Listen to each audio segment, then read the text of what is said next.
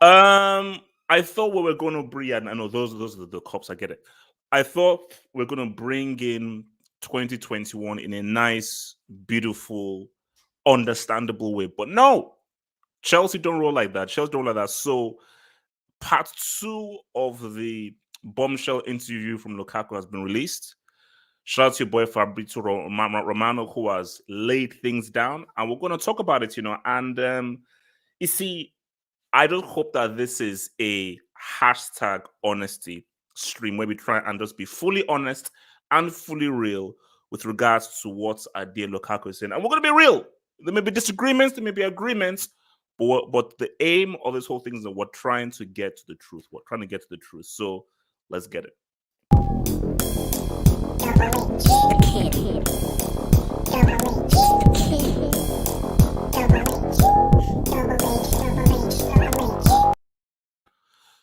So we're here for this unfortunate emergency hangout. I didn't want to do this, but the streets called for it. The content cracker that said, "HH, how for you bold amigo. We need this. We need this." So I'm gonna get it. I'm gonna be real. I'm gonna be real quick, Alex. See, I told you I'm actually preparing to head to my friend's place to bring in 2021. So I was like, that's right, 2022 rather. I think I'm mixing up the years. So that was what I was focused on. I was like, let me just chill, do my thing, relax, sleep. Then I wake up on Twitter and then I have all this stuff and people are sending me messages. So it's all going crazy. So gonna give a shout out to my man Fabrizio Romano, and we're gonna go step by step because Fabrizio Romano has done a very good breakdown of all the quotes that have been said. Because I believe what I believe is that there are three parts. So the first part came out yesterday, this second part, and the third part here. So because I was watching ESPN FC and Marcotti said that look, this is a half-hour interview. So it's not just 1 minute or 2 minutes. This was a lengthy half-hour interview. And he says that context is very key. And he wants to wait until we get the full interview. So I actually wanted just to wait until part 3. But because there were so many explosive things and huge things said in this part, so I was like, you know what? We'll review part 3 when that comes out on the Hangouts on Saturday. But I think so much stuff was said. So I think it's best for us to go through thing by thing, and then I'll read things. So shout out to your boy Fabrizio for doing this. So first up, Lukaku. So it says that Tuchel and I are trying to find a tactical system where we can find each other, a way to help the team because the situation, Premier League table, is a bit complicated. He made his choice. I keep walking. At a certain point, I'll speak with Tuchel and we will see the situation. So I mean, Daniel, man, let me even come to you now. I mean, Daniel, when you see that, do you take any issue with statements said there? Firstly, I've seen that there's some issues with the translations that Fabrizio Romano is giving. Yes. So there's that hurdle, but because I don't think any of us are native Italian speakers, we'll just have to Buongiorno, fafanculo. So one sentence, great. 2 actually. But no, if that quote is accurate, it's what we've all seen. So that I don't need Lukaku to come out in the public and say this, but that he said it. I mean, we've all seen that there's an issue with how the team plays. So so that a player can see it and says it. I mean, yeah, you might be able to bring up, it's a lack of professionalism. It's this, it's that, but it's the truth. And I don't really have a problem with the player speaking the truth. And then once we know that he said this 3 weeks ago, was it? Yeah, that means they probably have spoken already. And if they haven't, they will for sure now. So I'm like, this whole interview, like, it's blown out of proportion, man. Like, it's generally fine. Nah, bro. There's certain things that this Red Devil, you would say that, wouldn't you? Red Devil, you just want to stop the fire. Red Devil, you know what the worst part about it is? Red Devil, like, stop being hater, win a trophy. This is all. Red Devil, what are you still with us? Red Devil, what are you still with us? This is far from fine. This is you saw the worst part. Yes, bro, you better guys to say that haters. Look at this guy. There's worse. Far from fine. This is much worse. Did you? Like, The worst part about this wait, is that it just gives the timeline things to talk about. Like, so if you're a rival fan, sorry, did you just just translate that into treble, please. Translate that to treble, Did you please. just make a far from home just reference? That's what I translate want to know. treble, Did you just say far from truth? Jesus. Great. See, this is why this is why I regret this emergency hangouts, man, because it's all this crap that's going through, man. All right, let's keep it going because it does get worse. It does get worse. It does get worse. So Lukaku to Sky.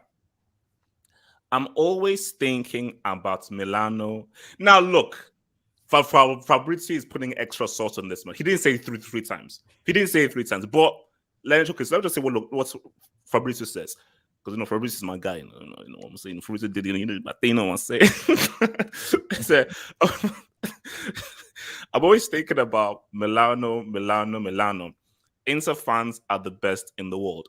I love the city, and the best moments of my career was at Inter. I'm in love with Italy. I have Inter in my heart.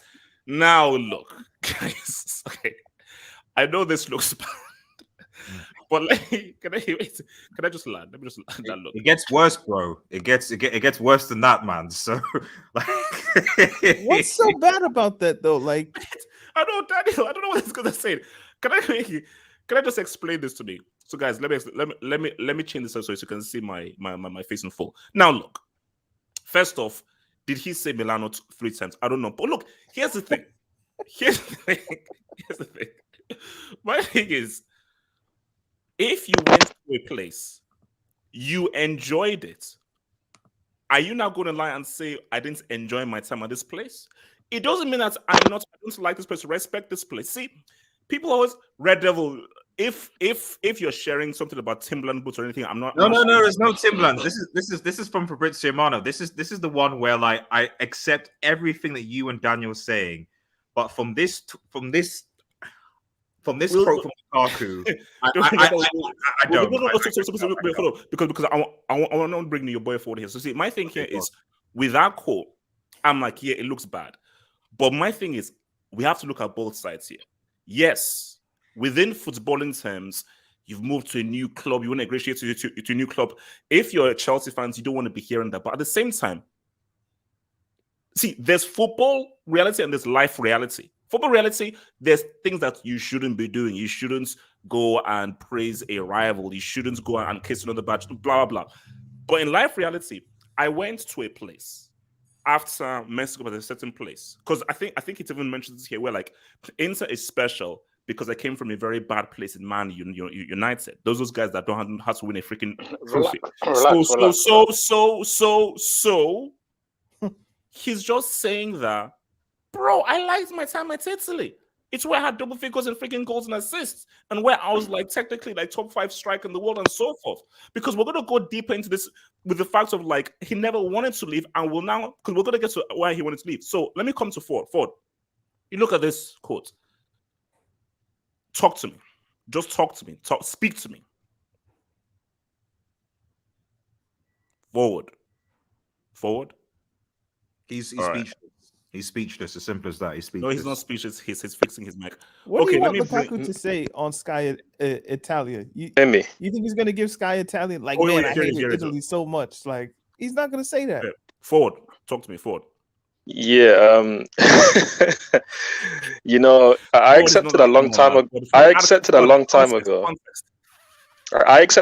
ago that as a Chelsea fan, I can't expect even a normal year. There's always something crazy that happens, but I've come to realize that we can't even expect just one normal week of being a Chelsea fan about something random happening, or a stupid draw or loss, a player doing some madness, and obviously now we have Lukaku here. Again, full context needs to be applied. Look, off the top, I understand obviously the situation around Lukaku. Because we're going quote, so just because we want to go quote by quote. You want to go quote by quote. The thing is, it's difficult to go quote by quote because you have to tackle the actual elephant in the room, which is obviously the reason why Lukaku came to us, and Lukaku as himself, why he would do an interview like this. Look, from the top, I understand that Lukaku wanted to stay at Inter Milan. I get that. He wanted to stay at Inter Milan and everything there. And now this whole interview is about appeasing the Inter Milan fans and the fact that he probably wants to go back to them at some point in his career, not maybe during the absolute peak of his prime, which is the next 2-3 years, but he wants to go at some point in time, maybe in his late or mid-30s, similar to how Thiago Silva's come to Chelsea at this point. He wants to go back to Inter Milan and give them some good years of the rest of his career. I get all that. He wants to appease Inter Milan fans, and maybe some of them like it. Also, some of them have put up a banner outside the San Siro saying that you left during the storm. Well, we don't care about people who leave during the rain. We care about people who stay during the storm. So clearly, it hasn't worked on some Milan fans. I get all of that. He wants to try and appease them. Cool. My whole issue is, yes, certain comments like this, I don't really actually mind. I think you can say that you love another club because you can love more than two clubs. That's normal. You can love more than one club. Sorry, it's possible. I don't mind certain comments on that. Obviously, we'll get into things like his comments on Tuchel's tactics, like other little things like the fact that he could have joined Barcelona, Man City last season. The fact that Barcelona, Real Madrid, Bayern Munich are the biggest clubs in the world. We'll get into all of that, of course. But for me, I still have an issue with the fact that he orchestrated this interview. This wasn't somebody asking him something out of the blue. You orchestrated this interview. And again, I get that you want to paint some sort of narrative with your Inter Milan fans, cool. But you can't please two misses. You can't serve two kings. So you have to understand that, yes, maybe you just drop one line saying that, you know what, I liked my time at Inter Milan. It was unfortunate how things ended. Hopefully, when I'm done at Chelsea, maybe I can rejoin. But you don't go and give a whole... First of all, you don't do this whole massive interview that which you're given so much information out, which I think is wrong. Again, there's a lot of these things you need to keep in-house. But two, you don't let the club know. You don't let Tuchel know. And you don't control your own narrative. Because you released this interview, so you've done this interview after the Villa game weeks ago. So not after the Villa game, sorry, after, I don't know when this was, but this was weeks ago, 3-4 weeks ago this was done. This was definitely before the Villa game. Before the Villa, I think it was around the West Ham game when obviously he didn't come on, he didn't start that game when he thought he was fit, but Tuchel was trying to bring him in slowly because he just come from COVID and whatnot, injury and all of that stuff, right? So you don't control your own narrative because this interview could have been done, again, I thought this interview should have been done in the summer, but cool, you've done it 3 weeks ago. You don't release the interview yourself. You let English media get this and release it at a time when Chelsea just dropped points. We're going to a crazy month where we play all these massive games, and you're letting them misconstrue the story. You're letting Fabrizio Romano, who has his own biases because he's an Inter Milan fan. People don't forget this. He's an Inter Milan fan, so that's why he's released all of these inflammatory comments. So again, that's why, so a lot of the realness that Lukaku speaks, I get it, and I'm cool with it. I actually would like players generally, sports athletes in Britain, to be more open with their comments like you see in America, in American sports. I like that. But just to close, there's a time and there's a place. You don't release a full documentary midway through a season when we're going through our own mini crisis. You do it at the end of the season and you speak in full context. And if you want to do something like this, you take control of the narrative. You don't let English media now release a three-part documentary and you don't come in at any point to say, no, this is the full story. This is what's actually going on. But now this is a fuckery. Let's be real. He's made this whole massive media storm and unnecessary pressure on Tuchel, on the club, and on us in these next few games because now we play Liverpool and Man City back-to-back. Irrespective of your last two man of the match performances, if you don't perform in those games, that's unnecessary pressure on you, the players, Tuchel, the club. And we don't need that kind of mess right now. Again, you don't see this at Man City, you don't see this at Liverpool, other well-run big clubs. But yet you brought this mess onto the table for us fans, and you know fans are going to overreact. So it's unfortunate what Lukaku's done. So where Eric speak and then just to quickly say, Forward was talking about when it was done. I think apparently it was done after around the United match. So when the bad form started, around the United game. Yeah. That wasn't that long ago. No. My thing though is that because first, okay, so are you saying that? So did he engineer the interview? He was like, "Yo, Sky Sports Sarah, like, what up? I want to know." Yeah, he went up to them and he said that from time because in the summer when he left, he said that I want to do an interview to explain everything that fully happened. Explain what happened. Yes, and that's fine because you want to like you love Inter Milan fans, like he said, they dragged him out of the mud that he was at with Man United, so you want to appease them, cool. But then to do it midway through the season, that's crazy. That's craziness to be. And then to not even take full control of how it's released to Italian and English media, again, that's another L on his part. Yeah, I mean, so I know Eric's going to speak. So I think the thing that confuses me about it, especially when HH shares this Twitter post, is just this. I don't remember Lukaku doing this when he was at Manchester United, even though he was clearly unhappy with the way that Ole Gunnar Solskjaer did things. Red Devil, relax. He leaked training Info. He leaked training info. He leaked training info. That's where they will No. Ideas. Talk over the guy. This guy's a weirdo. This guy's a weirdo, man. My point is, that's fine. Let's let each other land, please, guys. I agree. I agree. Like, okay, leak training info. Like, okay, fine. Go via your agent or something. That's at least that's an indirect means, is what I'm trying to say. But this is a direct. This is from the horseman. This is like a proper interview, speaking out in the middle of a season when you're on your business. It's not like this was recorded like before he joined Chelsea, or he as Ford was trying to say, in some setting the narrative, like, right, no, release it like, I don't know, at the end of the season, or give us specific parameters around it. It's just kind of drop bomb in the middle of Chelsea's season, and he didn't do this in this way for Manchester United. I mean, you look at someone like Jadon Sancho, for example. Jadon Sancho was clearly messed around by Ole Gunnar Solskjaer when he was playing. He's clearly not happy, but it'd be weird for him to say, right, you know what, I'm going to take it into Sky TV and go, listen, I'm not happy because Ole Gunnar Solskjaer played me on the left wing when I was brought to be a right winger. That's what I kind of see from this whole interview. That's why it doesn't make sense to me. It's like, the main thing from this is I'm not happy with Tuchel's tactics, and I'm frustrated. What? Which is part of this interview. It is. You're muted, HH. Sorry. Easy. Let's go quote by quote, because I know Ideas is a hater. Hence why I didn't even want him to be part of it. Let's just go quote by quote. I'll just say easy. Let's go quote by quote. So let's go to the next one. Good. I'll take it down, guys. So let's go to the next one. So now this is where things get a bit weird. Is this the one he wants to new contract? Oh no, this isn't it. Look, so why was the honeymoon with Inter over? I've been a supporter of Chelsea since I was a kid. It's my favorite team.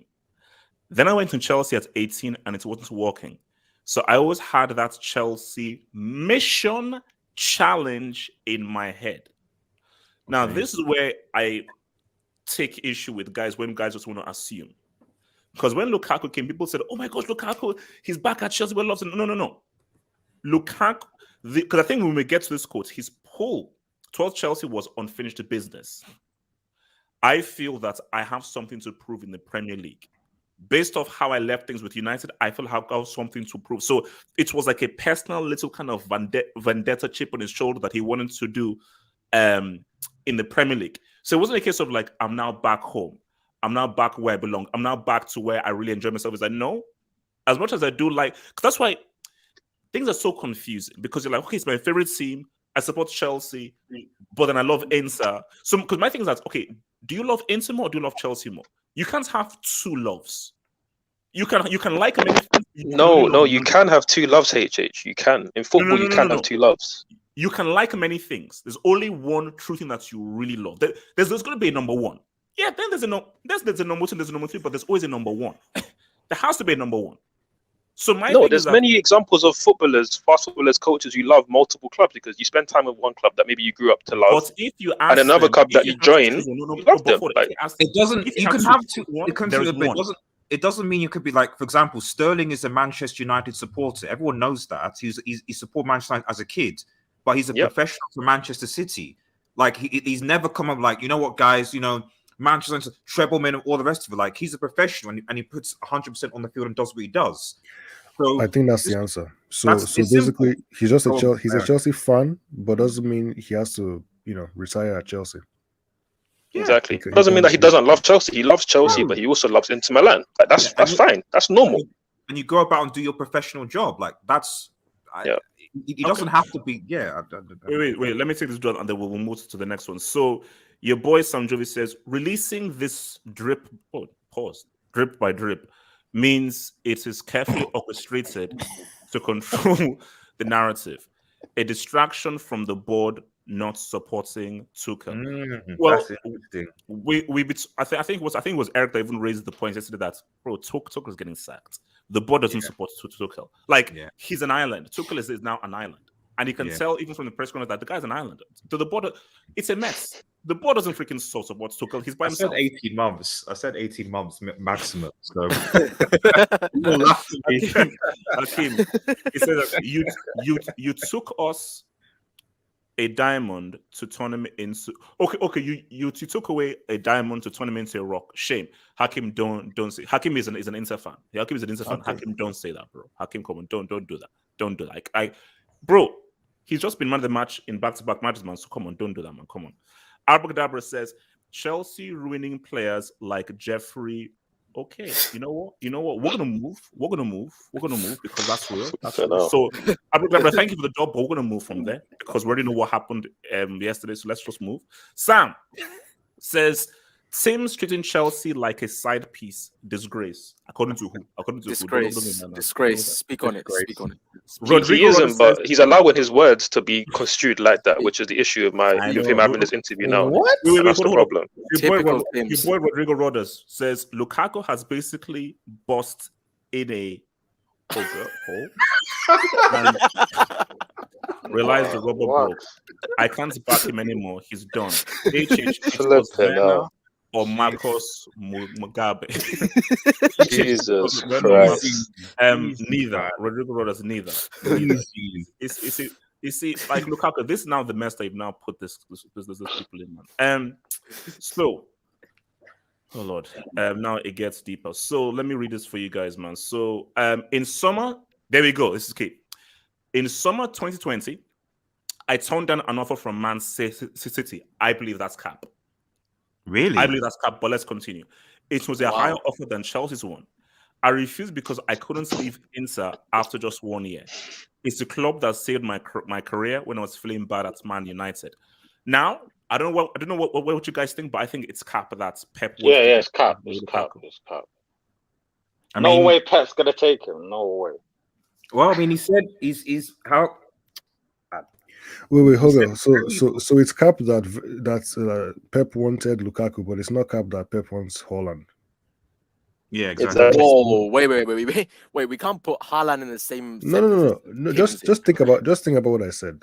Think about the way they play. No, they're different players. They're different players. They don't play similar. No. Eric, yeah, they do. Different players. Come on, no. The point. No, they're very similar. You can't. They're similar. They're very similar players. They use their power and pace. For me, that's about it. Okay. Yeah. So Everything else is Bundesliga attacks. So you may say Bundesliga attacks, but I think Haaland is more clinical. That's not striker the- than that's Yeah, not the point. being more clinical doesn't mean they're not similar profiles of players. They're similar profiles of players. You I can think prefer it's one or the other, technical which is as well. fine. It's I don't technical see But as well. profiles, they're quite similar. They're both 6'3", huge. They'll pin defenders. Yes, they both out to running behind. They're similar. HH, what is Haaland's eye test? If you just look at his footballing ability, it's not that high, but he just finishes every chance he gets. Which is a lot more than what Tim's does. No, because of Okay, but whether this- you can like Haaland. Nobody's saying Haaland isn't better. We can have the discussion if we want to, but let's say Haaland's better. Cool. They're still similar profiles of players to the point where if Pep would want Haaland, then why would he not want Lukaku? And similar, you can't not believe that it's cap. The point why people look at Lukaku and say that guys, Pep, this is hashtag honesty. This is hashtag honesty. But let's keep it real. In the world, who is rated higher, Lukaku or Haaland? It's Haaland. Yeah, But let's- because but of let's- let me Haaland tell is you why. considered Let me a tell you more why. highly the rated. point to be made is No, that Let me tell you why. So let me Because- make a point. Hey, the guys, point let's to be see what- made- let's see what question. So, Sorry. Red Devil, then Sorry, Daniel. sorry. Red Devil. Can I Just to speak, keep things please? sort of saying about Lukaku, like you also look. Let's look at the context. He said, was it January 2020? So we're obviously reacting based on where we are now. So at that point in time, when you're talking about Haaland was completely unavailable. Like he was just finding his sort of feet, and he had a ridiculous. I think if it was a go for him, it would have been like 100, 200 million, etc. His buyout clause isn't until now. So the reality is that if we're honest, and Harry Kane, enough said. So the reality is there were not that many available strikers for a reasonable price at that moment in time. So I don't think it's unreasonable for Manchester City to say, listen, this is a guy who's balling it into Milan, who's doing the thing. He's got Premier League experience. There is no other striker available. Benzema's not available. Lewandowski's not available. So Lukaku is a somewhat available striker. That makes sense. Wait, no. I said Daniel. no, it's fine. I mean, It's fine. Daniel with the Daniel T. It's fine. You can go to the next person. Yeah, can I? So who is it? Who is that Cole? Yeah, that's me, yo. Cole or top? Yeah. Anyways, So the reason why I believe that Haaland is like one of the best strikers right now is just because if you give him that type of available space like how Bundesliga is giving. Core, stop it, man. No, okay, Core. No, we're moving on. This is not a Haaland. I thought you were actually going to talk and this is not a Haaland. Oh, you're talking about Lukaku? Wait, Okay, just- Lukaku. just- I can tell you about Lukaku. All right, I can tell you. No, Core. It's fine because you're Wait, not. no, I just, can just tell you on about that You're call, lost, you're lost, it's fine. just on that call. So are we saying that he came out and lied? Why is see YSK? This is why it's YSK. interesting. See YSK.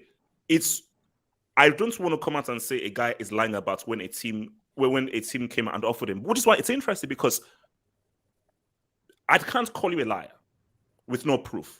But I'm just saying that why would Pep want a Lukaku? He just doesn't fit the profile of the kind of striker and the kind of way that Pep would want to play.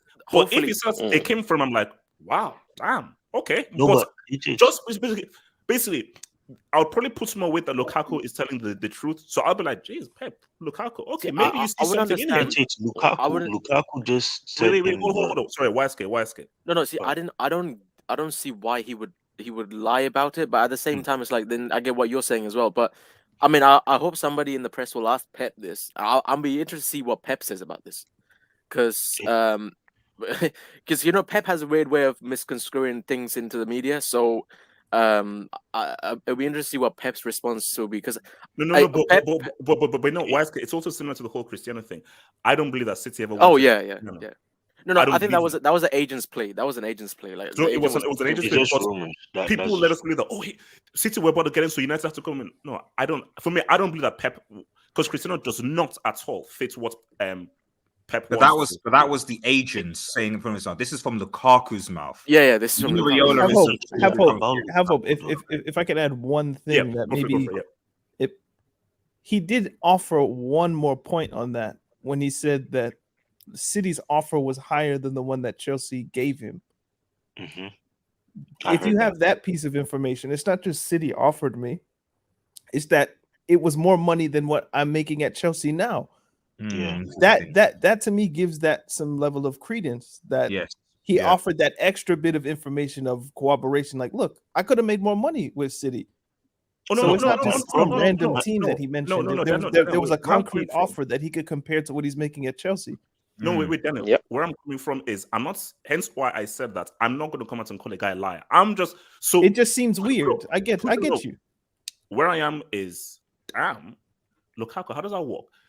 But I could simply say is that because bro, Sterling was a brick. Sterling was chilling in the academy while he was at Liverpool. So no, this guy is brain dead. But Pep got him, and now look at what Sterling is right now. So maybe Pep, because he doesn't fit, or because I don't think it fits the profile, doesn't mean that Pep's like, no. It may not fit the profile for you, but no, I see something that you don't see. When it comes to me, give me 6 months, I'm gonna. It's like what Conte did with Inter. When Lukaku was at United, this guy was a Class A standardismo. Like this guy was a what's it called, valedictorian of the academy at United. Conte gets him, boom, So let me before we move to the next one. So Gatlock, thank you for the dope. Chelsea be like another one. You guys are a small club. You have to know that. I'm sure to say that if Cannibal Suarez is better than Messi, is Cannibal Suarez better than Messi given what he did at Liverpool? No. Wait, what are you talking about? No. Random question. No. No. He's good, but no, Messi. Both are overrated. Man told Messi, wait for me, I need this. That's a wild quote. That's a wild quote. And Hunter says, Inter CEO, no difference between Dzeko and Timms. He didn't say Timms, so relax. He didn't call him Timms, so relax. Ice Freeze says, Ice Freeze, I think you're a United fan, aren't you? I don't want to be sure. You're a United fan. So yeah. Lukaku can join Mo Sansa in the Haram Academy. Jesus Christ. Hakim says, people forget Lukaku has 30 goals and 10 assists last year over Haaland. Yeah, no, look, as I said, with no Bundesliga tax. What are the stats this season? Like, can someone remind me what the stats are this season? Oh, why? Shut up, man. So now let's go to the next one. So can I? Okay. Last summer, I went to talk to the Inter board and I asked for a new contract. I said, I'm 28. I wanted to plan my life in Italy with a new deal. But Inter said no. Maybe there wasn't the economic possibility. I knew it. It was difficult to accept. I knew it. And you see, this Interesting. is Interesting. okay, look, guys, when this happened, remember when, because people said that, oh, Inter are done. Because we thought they're going to sell Lautaro, they'll sell Barbarella, the whole team will go defunct because obviously they're in a financial situation. So, because I said to Lukaku, do you know where you were at United? Do you know the kind of abuse you were getting at United? You are now in a good position now, and you now ready to now jump ship already. I'm like, bro. So 100%, he didn't want to leave. But here's the thing: you see, we don't know the details. If you were offered that, bro, if you want to stay, this is X. I don't know people's financial situations in detail. Couldn't you accept what they gave you, or was it just way too low? Because or you could even go to a different club in Italy. Like I don't know how. Like no, he couldn't have gone to a different club. I mean, Juve was skint, and then AC Milan was not. I mean, the thing with this, yeah, all the Italian teams had no money. Yeah, so the thing with this, like he's so like maybe it's a translation thing. I don't know, but he comes across so contradictory in everything he says sometimes in these quotes. Like, so the guy expresses his love so much to Inter and everything, and how he loves the fans, and basically wants to return whenever that may be. But so you're telling me you have guys like PK at Barca taking a 50% pay cut, and then but you don't want to stay. Now again, we don't know the details of how much was offered or anything like that, so I'm not going to make assumptions. But I'm just saying, say if it was like a 20% pay cut. Okay, I mean, if you really love that club like that, you stay, because I don't see why you would. I get what you're saying. I actually agree. But let's compare. PK isn't the breadwinner at his Catalonia. House, bro. Like PK is literally from the city. So for PK, that's what I came in and I was born. And also Chelsea offered 100 million plus goodness knows how many add-ons. So you also got to think of it as like, okay, even if Lukaku was to take potentially a pay cut, is that going to still generate 100 million plus whatever it is that they agreed with add-ons and stuff like that? I don't necessarily. Also, PK's wife makes more money than he does. So it's kind of easy to take a pay cut when you're married. He's an entertainment. Lukaku does not have Shakira money in the bed next to him. Let me bring some guys. So I mean, Abdul, your take so far, especially with these quotes of him wanting to stay at Inter. HH, can you hear me? Unfortunately, yeah. HH, come on, man! It's New Year's Eve. I've been nice to you. Abdul, I said unfortunately. I can hear you. Please speak. So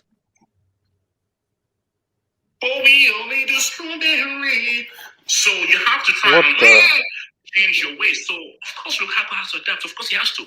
But it was for TC, double C, the Took. So as the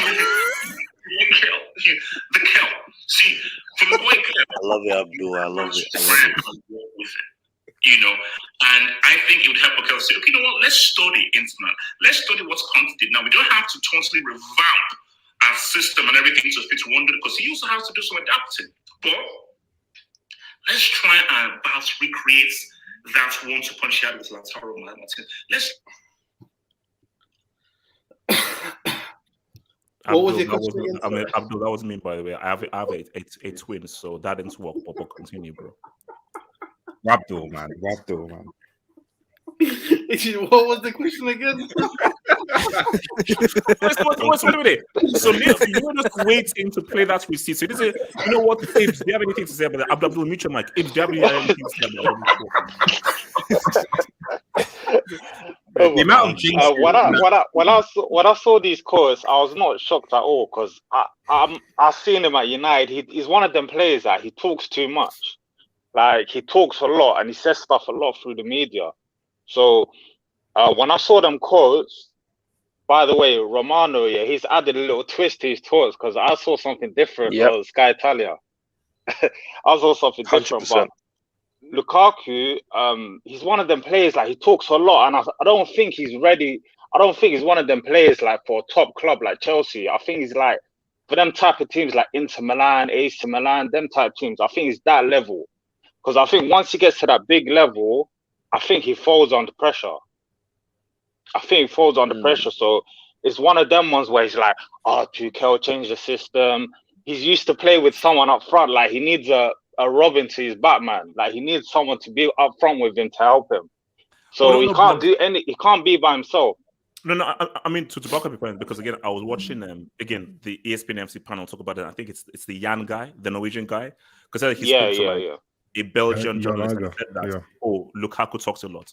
Like, he Lukaku talks a lot, and I see. Yeah, he talks a lot. Yeah. Yeah, I mean, but bro, it's a mental problem. You get what I'm trying to say? It's coming from, because there's certain black people, right? They have this mental problem that, where's this going? Listen to this. I don't know what's going on, man. I don't know. No, you have to bring it.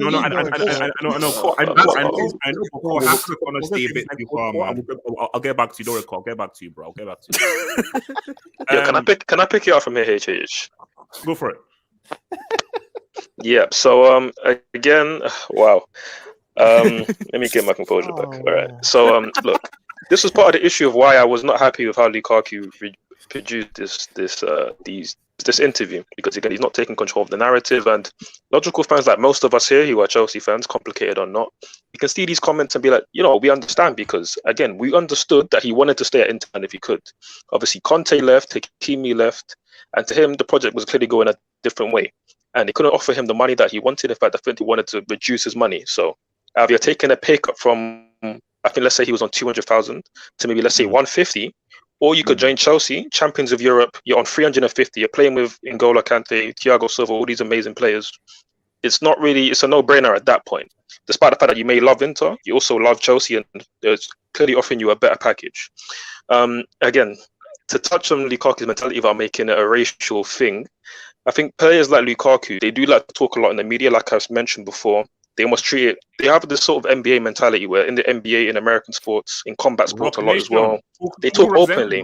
Rock Nation, man. Rock Nation, yeah, people like that especially. But they love to talk openly a lot in the media, and sometimes they like to control their own narratives, which Lukaku hasn't done here, which disappoints me a lot. But they like to talk a lot in the media, so I don't think it's an ego thing. I don't think it's the case of he's cracking under the pressure. He just likes to talk, and that's fair enough. But you have to talk at the right times, because again, you may have issues with the tactics, and you're entitled to do that. Conte's even commented in the past when he was working with Sky Italia on one of the Chelsea games, saying that, in fact, when we played Juventus, saying that we're not using the right formation to suit Lukaku, and that's fine. But for Lukaku to step up and say that, again, that's for me where you're crossing the line which you shouldn't be crossing. And for me, yes, I can understand you have issues with the tactics, you're unhappy with the situation at the time of the interview, fair enough. But to come out and say all of this, that you shouldn't be doing that. For an experienced player like yourself, you should know better to bring unnecessary pressure to us. So for me, I'm not going to advocate anybody booing him at the stadium or saying that you should drop him. That for me is all nonsense. But I wouldn't be surprised now with sections of the Chelsea fan base, the match-going support, which we know is very different to the complexion of people that are in this space right now. Now we can talk they about might boo him. They might be on him when he has a bad first touch. And that's where it's going to be an issue. And then look at it also. Forward is heavy. Exactly, and that's going to be an issue, and that's why it's very annoying that he put himself in this situation. Because again, I'm also going to add this tidbit as well. I do rate Lukaku. I wanted him at Chelsea Football Club. I think he's a fantastic striker, top 5 in the world. It is also clear, and Red Devil will speak on this, knowing that he's obviously supported a team that hired Lukaku back in the day. Lukaku's form, his record in big games, isn't prestige. It's very average, let's just say. It was very good in Italy, and obviously he helped Inter to win the league. Even for Belgium in certain big games, he hasn't quite performed at certain times. He was great against Brazil in the World Cup, but then was quite poor against France. Also was quite poor against Italy in the recent Euros. When I go into a stage where, in January, Chelsea play Liverpool, Man City, and Spurs twice in 2 semi-finals against Spurs, major rivals, Conte's at the home, their result. Those are massive, massive games. So now all of a sudden, if you don't perform against Liverpool, or let's say you perform but you don't get chances to score, which has happened a lot during the season, then that's just more unnecessary pressure you've just put on yourself. And again, I got to look at it and say, Lukaku, while a lot of these comments don't anger me and probably a lot of logical fans, they're going to anger a lot of the match-going fans whose voices are going to be heard more than most of us. So that's where obviously it's very unprofessional what Lukaku's done. Wait, let me, because the next one is a big one. Let me just hit these doors and we'll get to the next one, man. Or bloody Latin Rosario, man. Let's see. Oh yeah, we're not. So Latin Rosario says, Lukaku messing up the sextuple for CFC. Shake my head. Wait, Martin, where are Juve currently in the league? And also, wait, aren't you getting done for like Calciopoli again? Investigation fraud? I just want to know. Just please tell me. Mr. Futbolista says, when are you joining the core fan page? Never. I'm never joining that.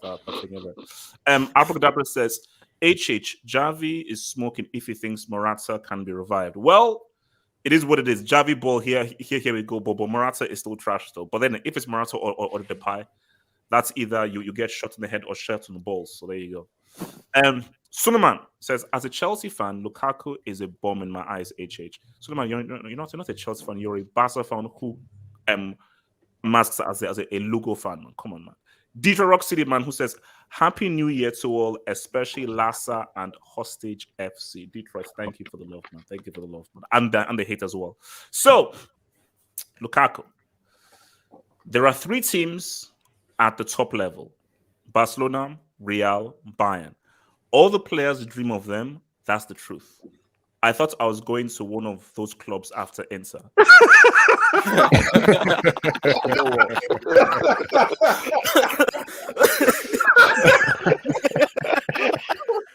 Wow.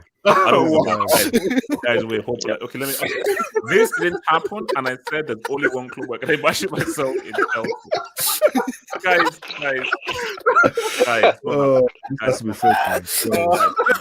Guys, it's not that. Wow. They're not fake. They're real comments. Wow. Where's the lie, though? Where's the lie? I mean, it's not a bad comment to say. Does anyone want to comment or coming? It's not a bad comment to say, though. Wait, Wilton. It's not really a bad comment to say. I mean, Luke De Jong is playing for Barcelona, so you telling me Lukaku but remember, this was when Messi was still at Barcelona. This was in 2020. He was, according to most people, he was top 5 in the world during that time. So, I mean, it's his dream. It's like, wouldn't you tell a journalist that it's a dream to play for? Okay, Wilton, speak about your club. Would you expect? No, Benzema's there. No, obviously Benzema's there. No, even then, I still wouldn't want him. Like going for Haaland, but no, Lukaku's. As I've always said, Lukaku is a good striker, but I don't think, like IBZ said, he's not a guy you want to take you over the rep of winning the Champions League. He's just not that guy. I'm sorry. He's called small game Romelu. I call him that. By the way, would you say Lukaku's a professional? In what sense? Like a professional. Like, would you say he knows how to know when to say things, like not just go behind the manager back? Well, Wilton, if you frame it like that, Wilton, no. Do you know what I'll say to you, Wilton? I want to hear from Lukaku. Let me hear Lukaku's response, then I can give you an answer there. No, it's just because you know I'm saying that because it's just you always have these bum agenda always throws my Neymar, bro. Neymar would never do something like that, bro. When did you ever see Neymar go to the media, bro, and destroy Tuchel like that, bro? When did he do that, bro? When did he do that? Look at your bum Lukaku Hussein, bro. Bro, and you know what Tuchel said? Tuchel said it was easier to manage Lukaku. What is happening now? Why is Tuchel crying, bro? Why is he crying, bro? He's not crying. Eric. Yeah, just to add to what Vilton is saying, I heard that Lukaku has a degree in public relations, apparently. So, yeah. It's I want to know where he got that degree from. Why? Same place to Madrid don't get the news. I want to know where he got that from. Okay, wait. So, next up, man. Oh God, so, it gets worse, but last summer, I didn't think about going to Chelsea until they really came with an offer. Simone Inzaghi behaved very well with me. Exactly. Can we say that if Inter had offered me a new contract, I would have stayed? Yes. Romelu notes twice. Twice. But see, the thing is, this is cool because we already again, to my point, we already knew this in the summer. Yeah. We knew that he wanted to stay at Inter. So it's no surprise. He came on social media saying that when people asked him and when his Q&A, he said that I want to stay at Inter Milan. I'm not going to leave. And this was after Conte had already left. But again, the contract was clearly not what he wanted. So then he was left with a decision. and he left. Did he actually get offered a contract, or did he not get an offered contract? He wanted to sign a new contract. So he wanted a new contract to stay with Inter. But then I think the reports, or at least what he was hearing from the club, was that what you're going to be offered if you receive a new contract is going to be X, which is probably lower than what he was even already on, because again, Inter are under such financial constraint. So after hearing that, he's like, okay, clearly that's not what I want, so I'm going to have to leave. I think the issue. I think sorry, go. I think the issue forward ultimately with this is that, like, when Lukaku, everything you're saying makes complete and total logical sense, and I agree with you. I think the problem is that at the time when he was signed, this wasn't the general feeling amongst Chelsea fans. This wasn't the vibe. This wasn't the energy that Chelsea. It wasn't like, right, we accept we're getting Lukaku based on the things that you said. It was, hey, he's going to do this, we're going to do that, we're going to. There was no real. Fans didn't really process the fact that, hang on a minute, this is a guy who clearly wanted to stay at Inter, who's now being forced to come and play at Chelsea, and whether that might have some issues later down the road in terms of what we're dealing with now, if that makes any sense. No. But you see, Red Devil, the issue is he should have made that statement then. I don't know why he didn't. He should have made a statement saying, bro, I don't want to go, but I have to go based off of situation. So because he didn't say that, fans could say, hey, Lukaku's back. He really wants to come back. He obviously wants to leave Inter because of this. Why did he wait? Why did he wait? If he would have said that, perhaps the deal falls through. Yeah, maybe. He has to wait think about it. If he says, I really want to stay at Inter, like right after he signs for Chelsea, like that's not gonna saying that at any time is never gonna go down well with Chelsea fans. So he had to pick his moment. And the biggest problem here is that it's December. Chelsea are in a bad way. They're dropping points to Brighton. And now this just adds like another thing on top of what's going on. Yeah, but why couldn't he just say nothing? Why couldn't he just stay quiet about it? Because he wants Inter fans to love him. That's the long and the short of it. This guy's a weirdo, man. This guy's actually. He wants to be liked by Inter fans, and this was the only way that he could do it. So he goes on Sky Italia and he gives quotes. Wait, Dan, do you know why that doesn't make sense? That doesn't make sense because look at Inter now. Look at Dzeko. You see, this makes sense if Inter are struggling. The guy that's here not doing is going to Lukaku, bro. Dzeko is popping off. Why do you think he shut down his Inter can already stare the Serie title right down here, and I think they're going to give Liverpool a really good game. Oh, by the way, they made it through to the next round, something that Lukaku couldn't do in his 2 seasons. So you now saying, bro, Inter fans are like, we're good. Like, thanks for what you did with the title, but we're good because we look really good right now without you. I don't think the Inter fans who don't like him would change their mind because of what he's saying in the interview. So.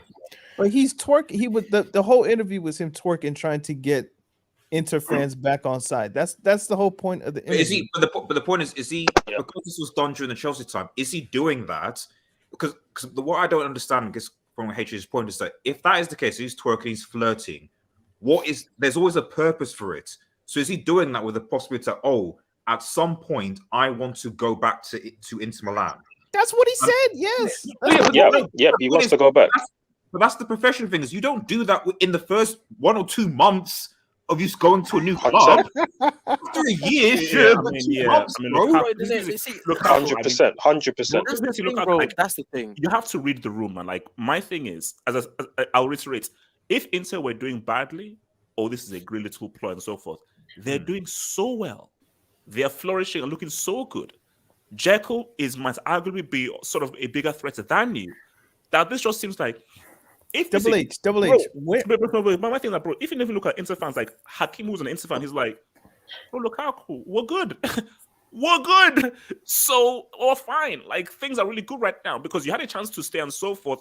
But it's almost like a blessing in disguise because people thought, oh my God, what are we going to do to Lukaku?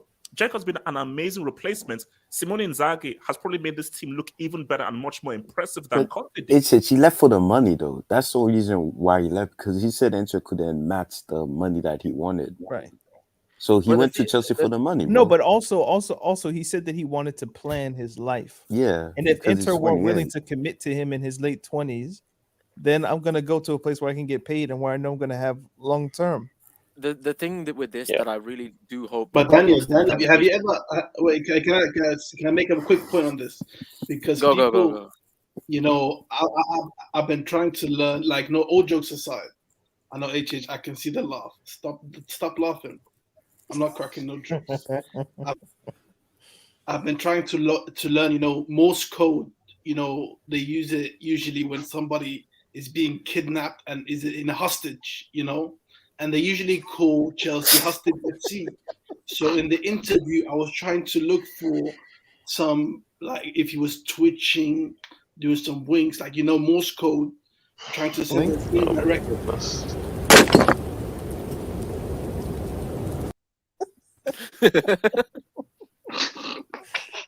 And HH. Oh, no, that's right. Continue. Well, so it said Morse code, yeah? So Morse code. Yeah, Abdul, continue. I was with you. We say Morse code. Continue. Morse code. Yeah, and I put together a word, and bro, it says Tuchel ban. I'm telling you, bro, it's a terrorist organization. Damn bloody fool. I knew it was coming. All right. Wesley, can you please add to this conversation, please? Thank you. No. The thing I was gonna say was, like, what I really hope was lost in translation was the part when he said, "I'm trying to be professional," and then he goes off on doing. Like, he said he's a professional. He's trying to do his best to be professional, and he goes off and does all of these things, basically sleeping in another, sleeping with somebody else while being married to somebody. So, I really hope that was lost in translation as well, because that right there is a no-no. I don't care how you're feeling. You're literally 2 months into your second spell at Chelsea, and you just cannot come out and say stuff like that. It's all well and good saying it backstage, you know, in the dressing room. Keep that in there. But now, especially, he could have posted it on his Instagram. I mean, come on. Even if he posted it on Instagram, the guy it would have been clearly better. can't handle social media, clearly, so he's not gonna do that. So No, but yeah, I mean, that whole thing of even him deactivating Twitter right now, I'm trying to connect to the dots right now with all this stuff coming up, but I'm not yet been able to do the math on I mean, that. he probably foresaw the outrage that was going to come his way. I mean, also he's very active on social media anyway, so he's not one of these guys who posts and he closes the app. He posts and he reads comments and he sees all the Tims, all the memes. Like, he gets it a lot. So no, I haven't done an interview. Yeah. It was actually in line with when he'd done his interview when he deactivated. Forward, you did the math. He knew that I'm going to do this interview. So knowing I'm going to do this interview, I know the fallouts. I know the reaction. Let me just delay my things. So basically, all those monkey emojis can go into the vacuum and so forth. I can't be on Instagram. When did he actually deactivate his Twitter? Does anyone know a rough time frame when he actually deactivated? 2 weeks ago, and this interview was roughly about 3 weeks ago. So it checks out. I think it's more than 2 weeks. So it kind of adds up. It was way before then. Yeah, it was like a month ago. A month ago, yeah. Or at least a month ago. So he deactivated. He had deactivated before the United game. Yes. Right. He deactivated on November 25th. Okay, so that was just after the interview. No, that's before. It was before the interview. It was a week before the interview. But have hope. Okay, but before it comes out, so he knows before it comes out. If you look at the Premier League table at the beginning of December, Chelsea were on top. So maybe he thinks I can tell Inter fans this because Chelsea are doing well this season, and they hadn't quite hit this rough patch that we're in. I say that Chelsea are in now.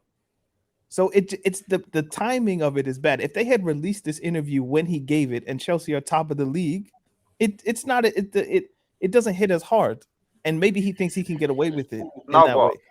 But you can't get away due to that timing, that's why we can't defend. That's why we can't defend him doing his interview. Like, although some of the quotes aren't actually that bad, they're not really that techy. They don't sting me that much. But it's the timing and the fact that you would release it is why we can't defend him. This is the problem. Exactly forward.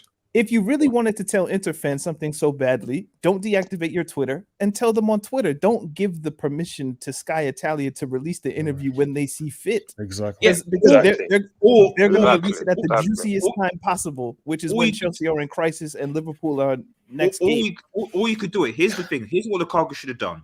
there are like some head of like ultra into like organizations like fan-based organizations you can contact. So if he really wanted to, he could contact one of those. I don't know what they would be in Inter, but like let's say United, like United Faithfuls or whatever it is, some sort of fan-led organization. You specifically do an interview with those people, so you'll be talking to the fans there, or one of them, and give a direct interview that way, and that way you can address their specific questions. The problem with going to an interview via Sky is that this is global, this is international, that it can be interpreted anywhere and anyhow. Whereas if he did a specific directed interview to the head of the Inter Milan Ultras, then any loss of language or context wouldn't be there, and people would accept it and it'd be fine. That's the problem, I think. This is why I want to know, like, where actually he got the degree for public relations from. Because you can't be this much of an idiot to go out and do an interview like that with such a big organization. Do they have University of Phoenix nothing to in happen. England, or like DeVry, or one of those like colleges on the commercials? Wait, hold on. Let me get to some of these guys. Okay, let's see what guys are saying, man. From Tuchel Bantera. Oh my goodness gracious! Lukaku it's from my Jesus Christ. Wing Wubani, who for some reason has a pep area, says as long as Werner and Mount exist, Lukaku will be used to CMC. Ubani, man, God bless you, man. Ubani, God bless your soul, man. Oh, respect Mason, man, please. Ford, don't put me in the same convo as well, man.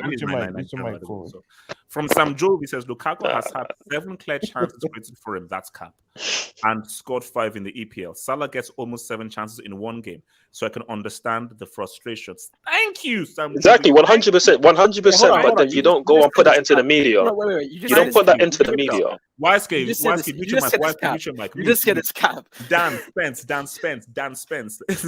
Rock Nation should have told teams this ain't it.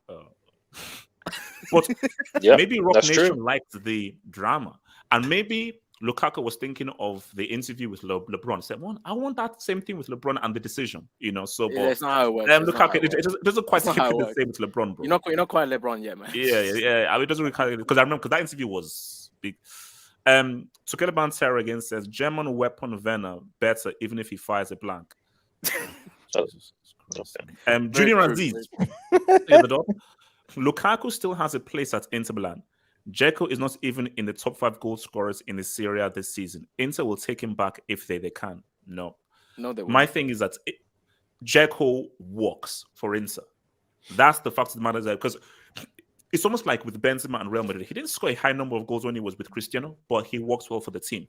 What Simone Inzaghi has is the team is very well balanced and Dzeko functions very well. It's not how many you score, it's when you score. And Dzeko has scored key goals in the Serie specifically and in the Champions League for Inter Milan.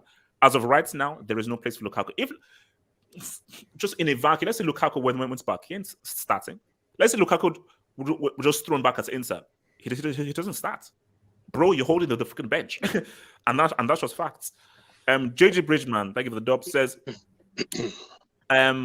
one question: was this a smart interview by your striker? No. I await his response. Wait. What do you mean you await his response, HH? Why are you sitting on the fence? Why are you sitting on the fence, HH? HH, you think he's going to respond to his own words? These are his own words. Let me jump off the fence. Lukaku, you students have given this interview at this time. This should have been done in private. It shouldn't be done in public. But I need to hear an explanation. That's what I want. My point has not changed. You are free to say that I'm not happy. Boom. Put it in private. Don't put it in public. But Tuchel already told us that Lukaku needs to tell us. That's what he said in the press conference. They asked him and he said, we have to ask Lukaku himself. So we will, we'll get something from him. We will know. Yeah, he better do. Preferably after he scored a burst against Liverpool, he can do it in a post-match interview. That would be ideal. But again, if he plays shit, then everything's very difficult. So boy Tuchel Bantera says, Lukaku, I don't need you. I prefer defenders. #war, #safe. So Tuchel Bantera, I think you have issues, bro. I think you've got mental issues, but God bless you, man. Sam Jove, thank you for the dub. Chelsea fans are like the insecure chick wanting to hear she was his dream girl, knowing it's a lie. let's not pretend Lukaku was Chelsea's first choice. He's already said it. Thank you, fam. Give me them, fam. Give me them. Give me them, fam. Give me them. Lukaku was never the freaking first choice. My first choice was just Lewandowski. Then it was Haaland. So No, but he I said want Chelsea's Haaland. first choice. No, he's saying He said Chelsea's Chelsea's first choice. It's Chelsea's yeah. first choice. Yeah, he already said that Bayern, Real, and Barca are bigger clubs than Chelsea. Yeah, But no. But see, no. But see, that's why we need to apply context here. Because look, Lukaku, in the way that he was wording this whole interview, he was talking about at the time, which I think was 2019, where he looked at Inter Milan as a stepping club, saying that I'm going to play well at Inter for a couple of years, and then I'm going to go to one of the biggest teams in the world. And then he said Real Madrid, Barcelona, Bayern Munich, which, as of then, of course, they're the biggest teams in the world, bigger than Chelsea at the time as well. Facts. So I don't actually mind him saying that. It's just, again, when it comes out like this now, when obviously we're in a crisis at this point in time in December, Barcelona are absolutely trash football club. Now it just doesn't really add up. But obviously at the time in 2019, yeah, it makes sense. So, all right, so I have no issue with him saying that.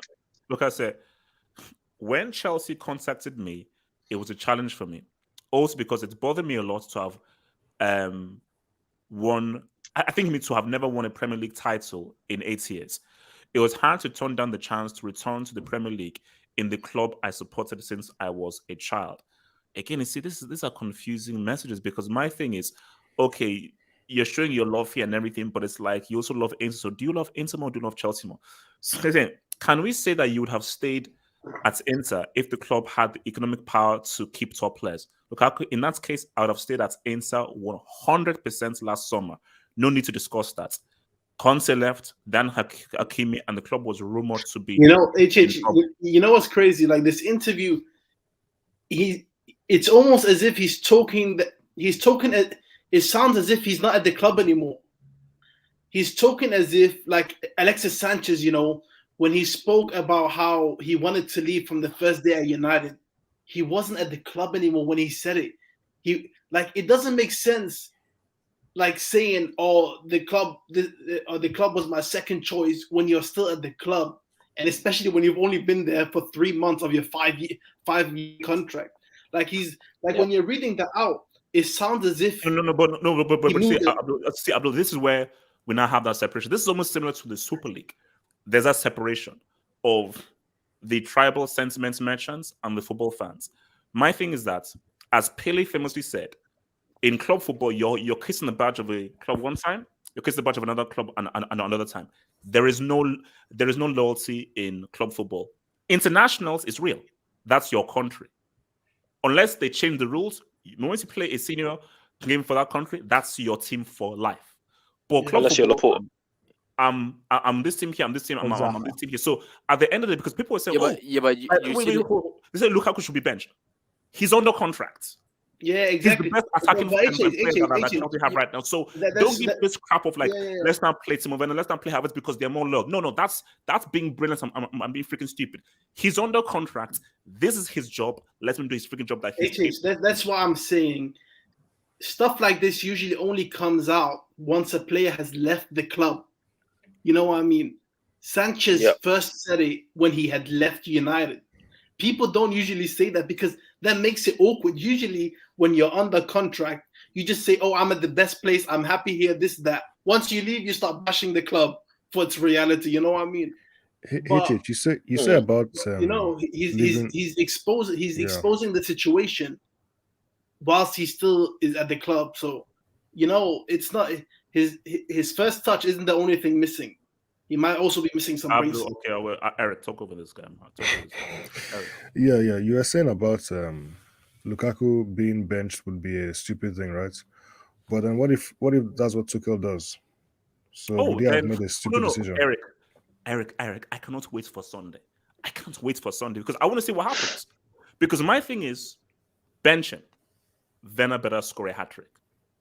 Havertz better score a hat-trick. Because if you bench him and Liverpool beats Chelsea and Werner and Havertz put up a disaster class, okay. Let's see how this goes. Don't scotch your nose to spite your face. My thing is, he said it. Let's now see what happens. But my thing is, because Chelsea, you don't have the luxury to bench him. I'm sorry, because the alternatives are bombs. That's the alternatives are bombs. So if Chelsea had, put it this way, if this was Man City And Silva said, Pep is a bald bum. He's not so good. Why doesn't he play me? Pep was like, oh, really? Silva, chill out on the bench. Have a nice view while we go and win games, beat up teams without you. Because my system doesn't need you. My squad doesn't need you. Chelsea, with the way they are, they need Lukaku. so it's a fact. What's it called? So always. So he says, so do you still follow Inter games? Always. I always watch Inter's games. Always. Repeat this six times. Fabrizio, relax.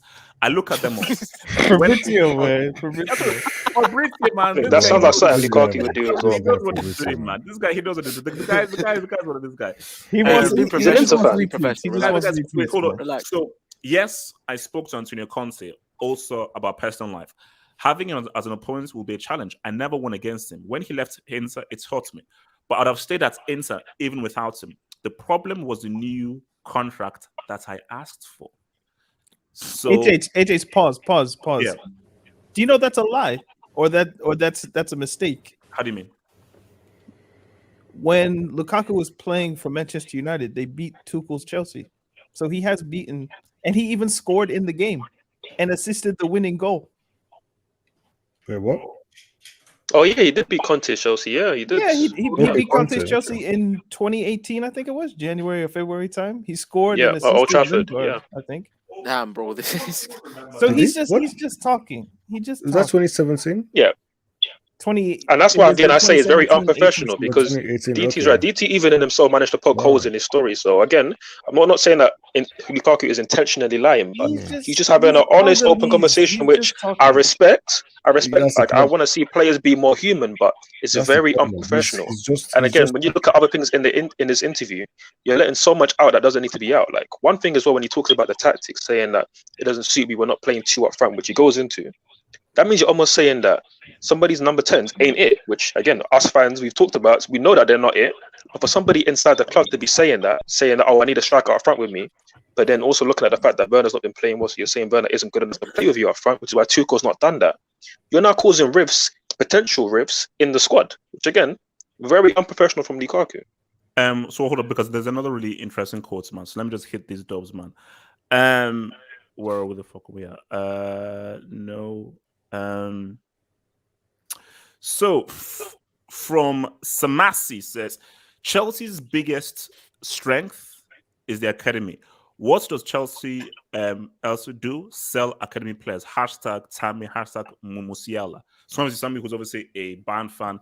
I would like Musiala back, please. Thank you. Please can Musiala left because he wasn't getting the opportunities. He felt he wasn't going to get the opportunities at Chelsea, so he left before he could even break through. Chelsea, the right decision. This is one of the one thing that Chelsea do, which is the fact that because Tammy was busy trending.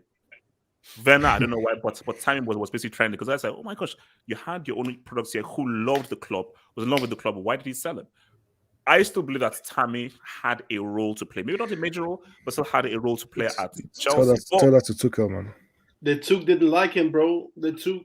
Yeah, no. Tuchel throws him out. Man, because I think, look, it is what it is. That's just the unfortunate reality is that De Bruyne, Salah, all these guys who've come through that Chelsea could have had, given away for peanuts, man. Pro Black FC says these colonizers are trying to tear down my boy Lukaku. Yep. Wing Wubami says, I apologize to Kai. Mount is 10 times trash. I abuse for me. I abuse for me. God damn. So what's it called? Not correct. So Lukaku again says that if Juve or AC Milan will call me in the future, never. Again, never. It's never going to happen. Juve wanted me before Inter, but when Conte joined Inter, it was my priority to join them. In Italy, there's only Inter for me. Again, this just adds more bootlicking of like, I mean, he's twerking. The whole thing is twerking. Yep. He's twerking for Inter, man. No. See, you see the problem with the Pele quote, right? Because Pele was saying, you kiss one badge and then you kiss the other, and the next day.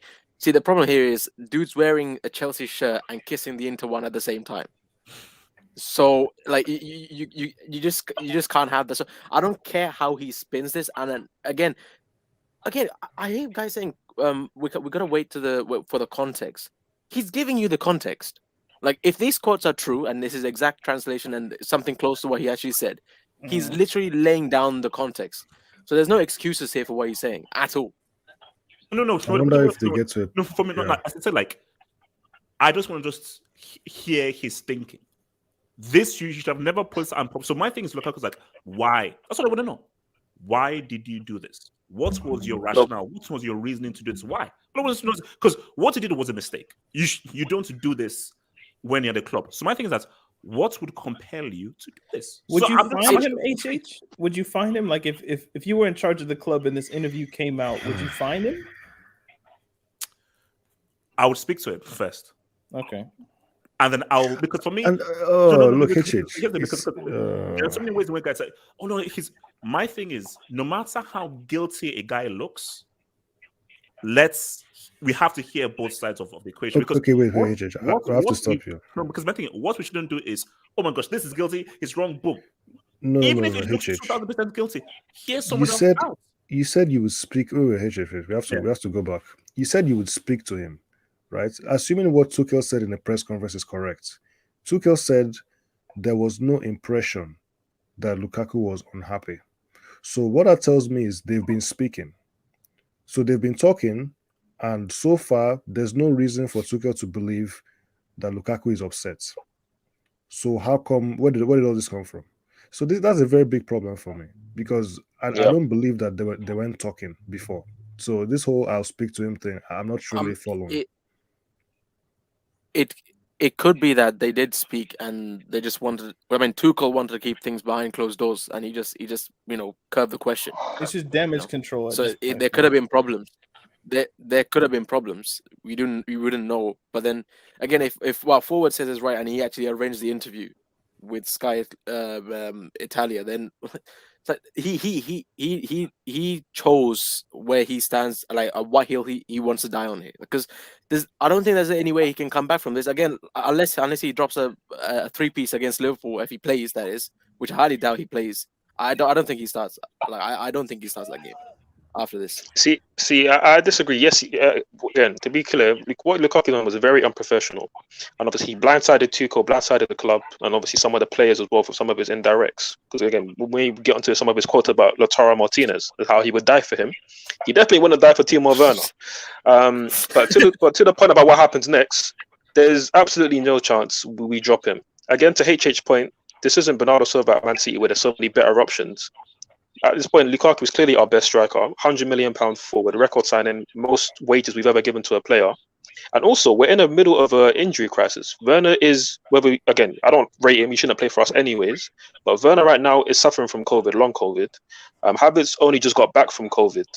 Pulisic has been probably burnt out from the amount of minutes he's played. Hudson-Odoi just got back from COVID as well recently. And we saw the effect of that in the Brighton game. So Lukaku has to play. There's no chance we would even consider dropping him. So again, just to be clear, yes, what he done was very unprofessional, and I don't like what he done. But this can blow over very quickly if he scores goals. Chelsea hit back into good form. We enter some sort of title race, even though we won't win it. That's all fine. But obviously, if it goes the other way, we lose to Liverpool, he doesn't score. We lose to Man City, he doesn't score. Then you've just created a whole mad media cycle that's going to he's the best performer. Riddle this club with a lot of crap. Literally, yeah. Yes, but if he doesn't perform, then we're in trouble. All right, so what's it called? Which is to even Forward's point, just the next one. So I miss Lautaro Martinez. I could die on the pitch for him since day one I met him. Lautaro Martinez coming here with me at Chelsea in the future? No. Lautaro can stay Milan. I'll be back there. Let's move on, please. Was that a joke? See, reading it sounds bad, but was it a joke? I mean, what kind of joke is that? What kind I of know. joke? I'm just saying. Even if it's a joke, bro. Even if it's a joke, you don't say that kind of but stuff. I'm like, did he mean that's that? mad. No, he means that. He means that in a sense that I can be back in maybe like when I'm 35, so I can maybe give good years to Inter Milan. But again, you don't say that kind of. This is very, very unprofessional. You don't say this type of shit. Stupid. No, it's stupid. It's dumb. See, for me, I think because look, you have to understand. Look at what Lukaku looks like at the interview. He's relaxed. So you could just see that it's Sky Sports Italia, they're speaking Italian and so forth. So the guy, I just think that he got carried away. It's like, man, and because think about this. You're struggling at Chelsea, you're not being played, you're being benched, you're hardly starting any games, and then you're speaking with this Italian guy representing Sky Sports and so forth, and your mind is just channeled back to, man, I do this with Atari Martinez, with Barella, with Hakimi, Conte. I was a star man, I was a star striker. People loved me, like, wow, man. So you just get carried, and I do believe that Lukaku just got carried away. I believe that once this thing started, it just rolled through. And it was just like a slippery slope. The ball started running, oh, blah, blah, blah, blah, blah. Because you're just in that situation where diarrhea of the mouth. Diarrhea of the mouth. I believe, and that's fine, and that can happen. That can happen, but again, we know what's going to happen in the crowd against Liverpool. We know how the fans are going to react to this, or how some of them are going to react at least. And if he doesn't back up with performances, then it's going to carry on. It's going to drag on, and then every other day is going to be news about there's unrest in the club. The fans don't like him. The fans want him out. Same we saw with Jorginho, when the fans didn't want him out. They only changed because we won a Champions League. So Lukaku has to go and deliver on the pitch. I'm concerned that the fans might they might do some things, some things that we don't like. Yeah. They might do some racist chanting and things like. We don't know. God forbid. That's exactly what's going to happen. Hey, Ford, I don't think you know what club you support. Okay. Oh, no, but I'm telling you that these things could happen. I mean, I say God forbid because it could actually happen. If it happens, that takes the situation, escalates it to a different level entirely. Could means maybe. I'm saying it will. Okay, I'm saying if it gets picked up by the media, because someone could say it, but the camera might not be on them, and then they can just get brushed on the carpet. If it gets found out on Sky and all that nonsense, then it's peak for everybody. A very exciting next few months, because my thing is that unless you can engineer a move away this, because remember, you see, when you're dealing with England, English people don't forget. They don't know how to forget. These guys are history merchants. They don't know how to. They live off. Their oxygen and CO2 is sentiments and loyalty. They don't know how to freaking forget. So the moment you now say this, where you're pretty much,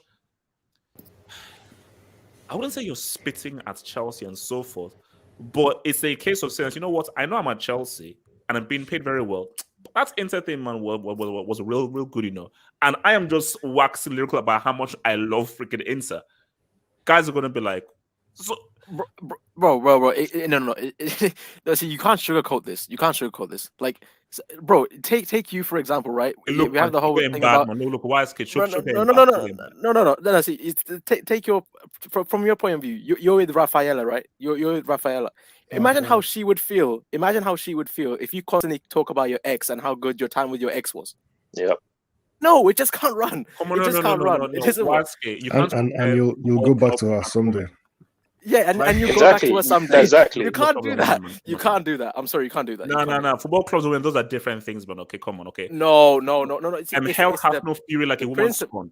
So there you go. So we understand the difference, because with a woman you don't sign a long, like with a woman you do essentially sign a lifetime contract when you say you want to be with her. So we understand that difference. But again, with any woman, if you're talking about an ex, like or you love the time with them, it kind of creates unrest with your current marriage, because you got to go back to that home. You got to perform in that home. Essentially with Lukaku, you got to perform for Chelsea. So if you don't perform, everyone's going to be like, oh, are you thinking about Inter in the back of your mind? Because these fans will think about this. They will hold on to these things, like you said, HH, which is why, again, what Lukaku done, very unprofessional and could have very bad ramifications based on our result and his performances in the next few weeks.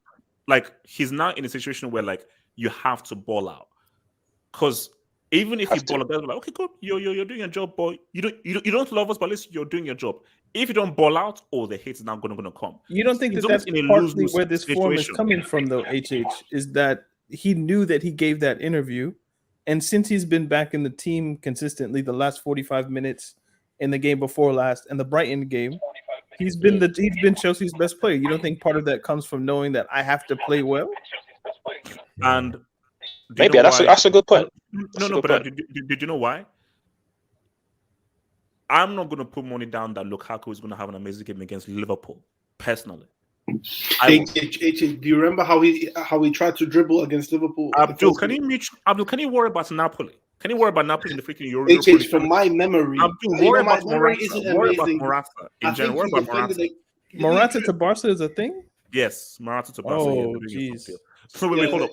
Let's not. Wait, easy. Your boy Itis Merchant says alt-right Mussolini fans sang You're so mean Ronaldo, to me, bro. hence twerk. Alt-right. There was emotion in that. Says, I still want to know Nah, why. relax, bro.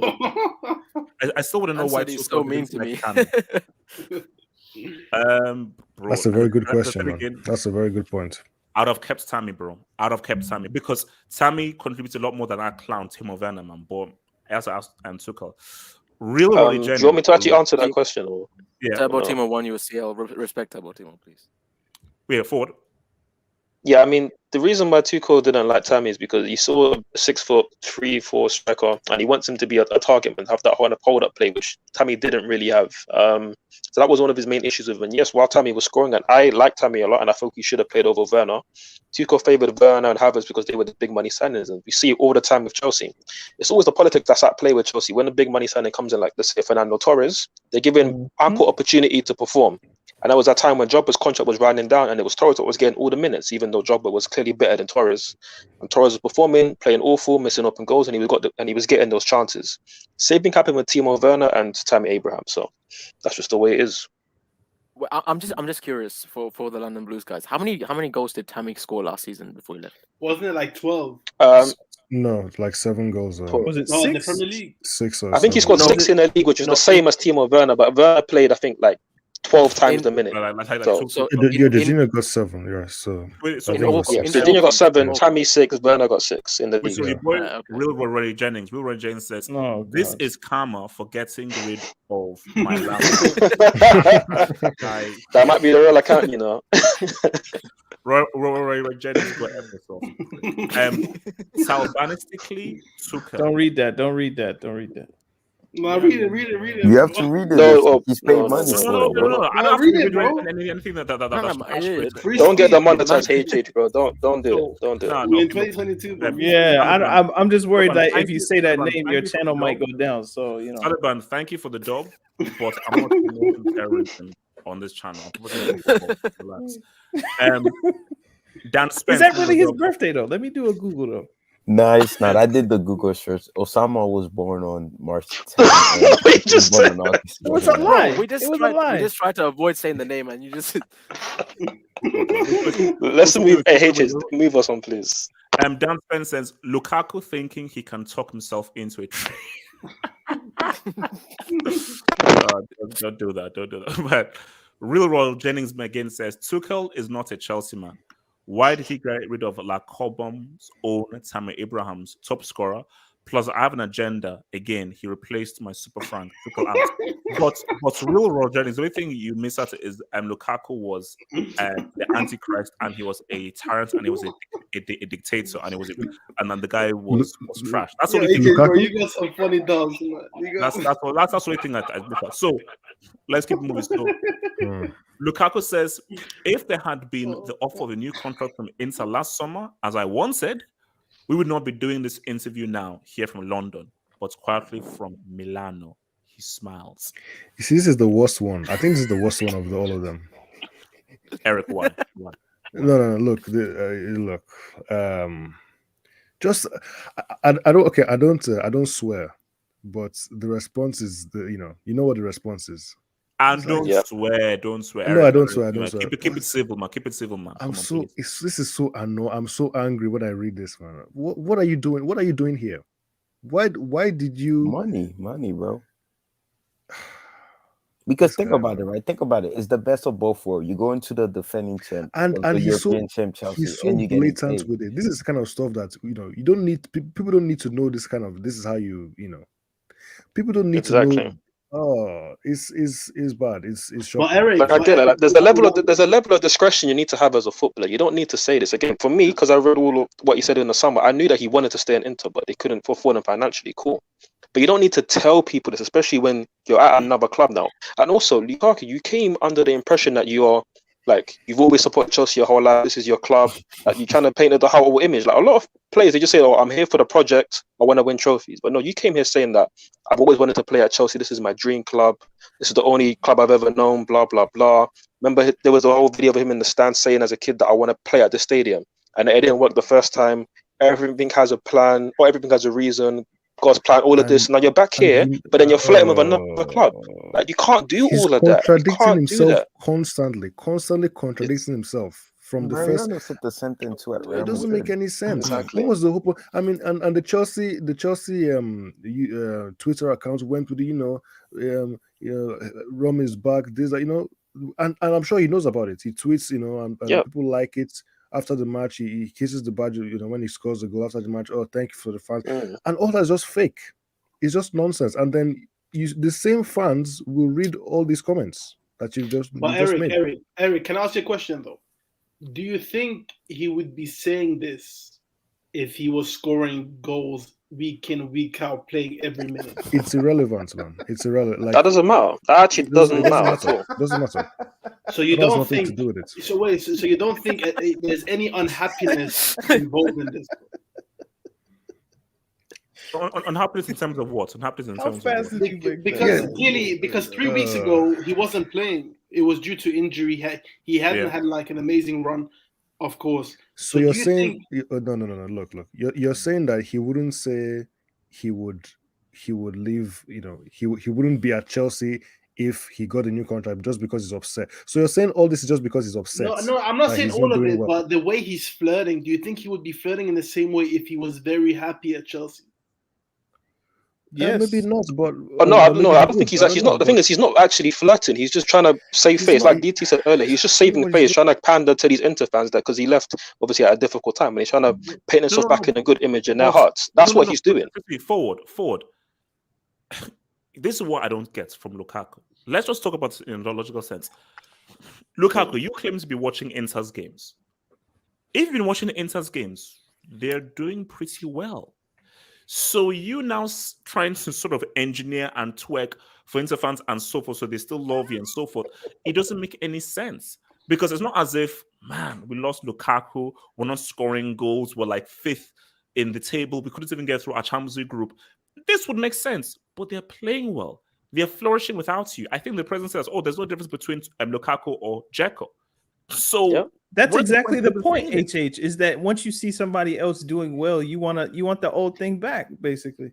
That's kind so of like true, he sees Inter doing well without him, and he's like, damn, let me make sure that you make yourself look foolish. You make yourself look foolish if that thing is now flourishing without you, unless you're in denial. Unless you're in denial and so forth. Because see, right now you're basically like an island. You've ostracized the Chelsea fan base by saying this, and the Inter fan base, we appreciate what you did. They've now moved on from you because oh wow, we're actually doing well without you. So now you've now become like an island. It's similar to HH. It's similar to HH and Gabigol as well. When Gabigol took Rafaela from him.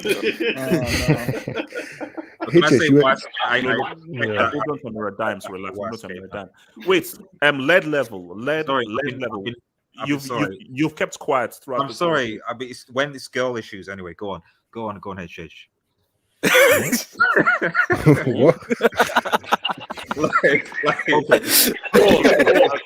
What? So, how does Lukaku get up from basically, my thing right now is he screwed? Is this the end? Is this the point of no return? No, because all he has to do is bang a hat trick against Liverpool. No, he'd look. Wait, okay, would you make a deal? Let him land. Red Devil. Whatever. I don't care how bad. Like, I don't care how bad something is. Like, football fans, football media, everything like is fickle. It really is. I don't like. You can be like. I mean, people already forgotten Harry Maguire's brawl in Greece. He's still a flop. But no one's talking about it, talking about his pitch on the field. So at the end of the day, if Lukaku balls, and he wins, look at Kane. Look at Kane. Yeah, exactly. Kane had this. Kane literally said, "Oh, screw you! I'm not." He literally said, "I'm not turning up to training because you guys suck." There's gonna be at the end of the day, even to be honest, if he doesn't ball. There's going to be another new story that's going to come along that's even more controversial than this, and people are going to the transfer window's next month, Red Devil. But Red Devil, the problem here is we're dealing with London Blues fans. Yeah, they're the most and on the short term, let's not even do long term. Forget long term. Forget long term. All these CFC accounts on Twitter and everything. Short term, the damage for Lukaku. I'm scared. I'm scared for Tim's on the short term. I don't Long know, term, bro. obviously. I think if he scores a hat trick against Liverpool, I generally think no one's going to give a crap. Why are you making it a hat trick, bro? Don't make it a hat trick. When was the last time he scored a hat trick? When was the last time? When was the last time Tim scored a hat trick? Against anybody. Against anybody. I don't think we need to get drawn up on the hat trick point, but I think what Red Devil's saying is absolutely right. What happening right now? There's a media storm right now, and it's obviously mad, but it will blow over time. But again, I think the Harry Kane parallel is a good one to make because the stigma stayed with him a long time. What happened in the summer because he was not performing. Again, he only had 2 league goals up until December or something like that. That was always on his. People were always talking about he wanted to go to Man City. That's why he's not performing. Blah blah blah blah blah. Only now he's starting to score. People are starting to forget about the summer. Exactly. So with Lukaku in the short term, it's important that he performs because any grace period that fans like myself and others wanted to give him, that he's adapting to a new team, a new system, whatnot. That kind of is gone now. You need to perform right now, which is why I say January is so massive because all these games are going to be live on TV. Everybody's going to be watching. Your fans, rival fans, you obviously are going to be onto him, especially United fans. You have obviously this weird agenda with him, which I understand. The game's the game, but that's why he's got to perform because if you don't perform against Liverpool, fans are going to be on you. The next after that, FA Cup game, and then Man City, we're going to be on you again. And then after that, Tottenham 2 games. That's the main point. So the pressure is on. The pressure is on. Again, with Lukaku, he already had a target on his back because of the United time and everything else. He's just magnified that target on his back by 10,000, pretty much what he's done now. So he's got to perform. And to be fair, Ford, and versus the point, I'll be fair here. There are some players, like a Rams like a thing, where they thrive in that. They want to be hateful. So I think it's an echo coming from me. They thrive in that. They want people to hate them, to give them that additional. Now, I don't know whether Lukaku is that player, but if he's mentally like there, and hopefully he is, he can use this to channel his, anger, the rage towards them to prove the haters wrong, to actually be a better footballer, and play. And there are footballers that do that, and they deliver on the field. So, if you want to turn it into a positive, that's how Lukaku should turn into a positive. Like what Forward said. Hopefully. I mean, just to say, Eric, before you come in, sorry. I mean, the way that Lukaku speaks, he sounds like he can be one of those kind of guys. And obviously, he sounded around himself someone like Thierry Henry at the Belgium level, because he was obviously a coach there. And someone like Thierry Henry would thrive in this kind of environment. Whether you like it or not, someone like Cristiano Ronaldo would thrive in this kind of environment. So hopefully Lukaku can live up to that. But obviously, if he doesn't, that's where it gets very tricky.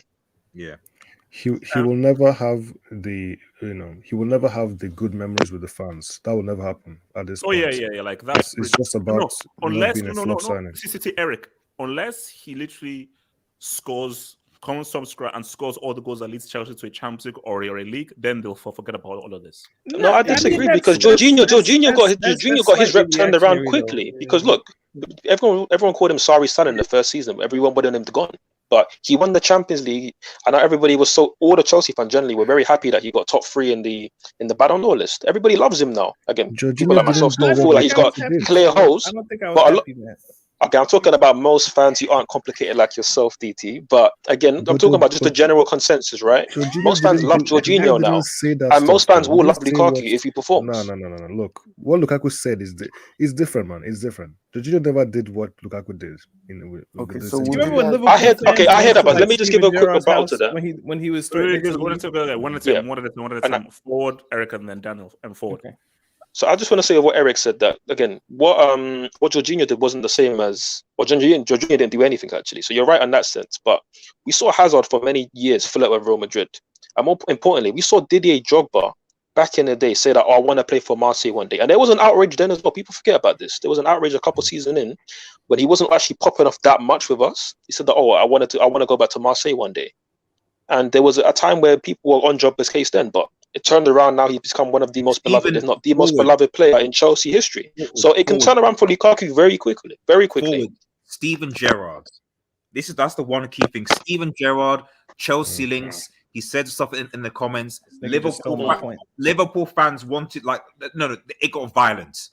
It got violence against Gerrard. It got violence. So whatever's come to Lukaku, nothing compares to what Gerrard did. But obviously, no one remembers that because of what Gerrard delivered.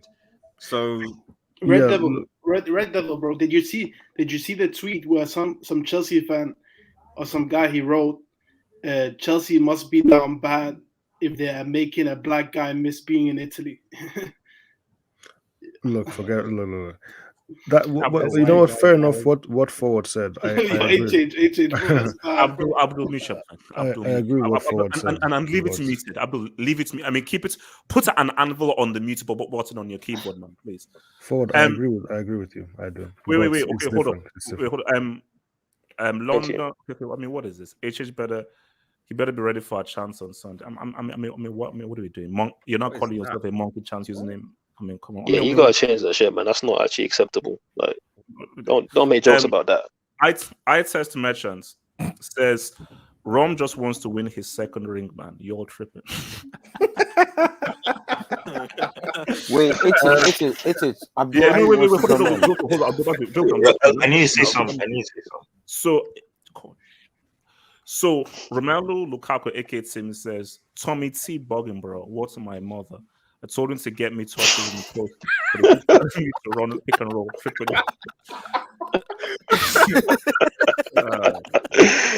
Wilson, please speak. Abdullahi wants to come in. I can't lie. That was a good one.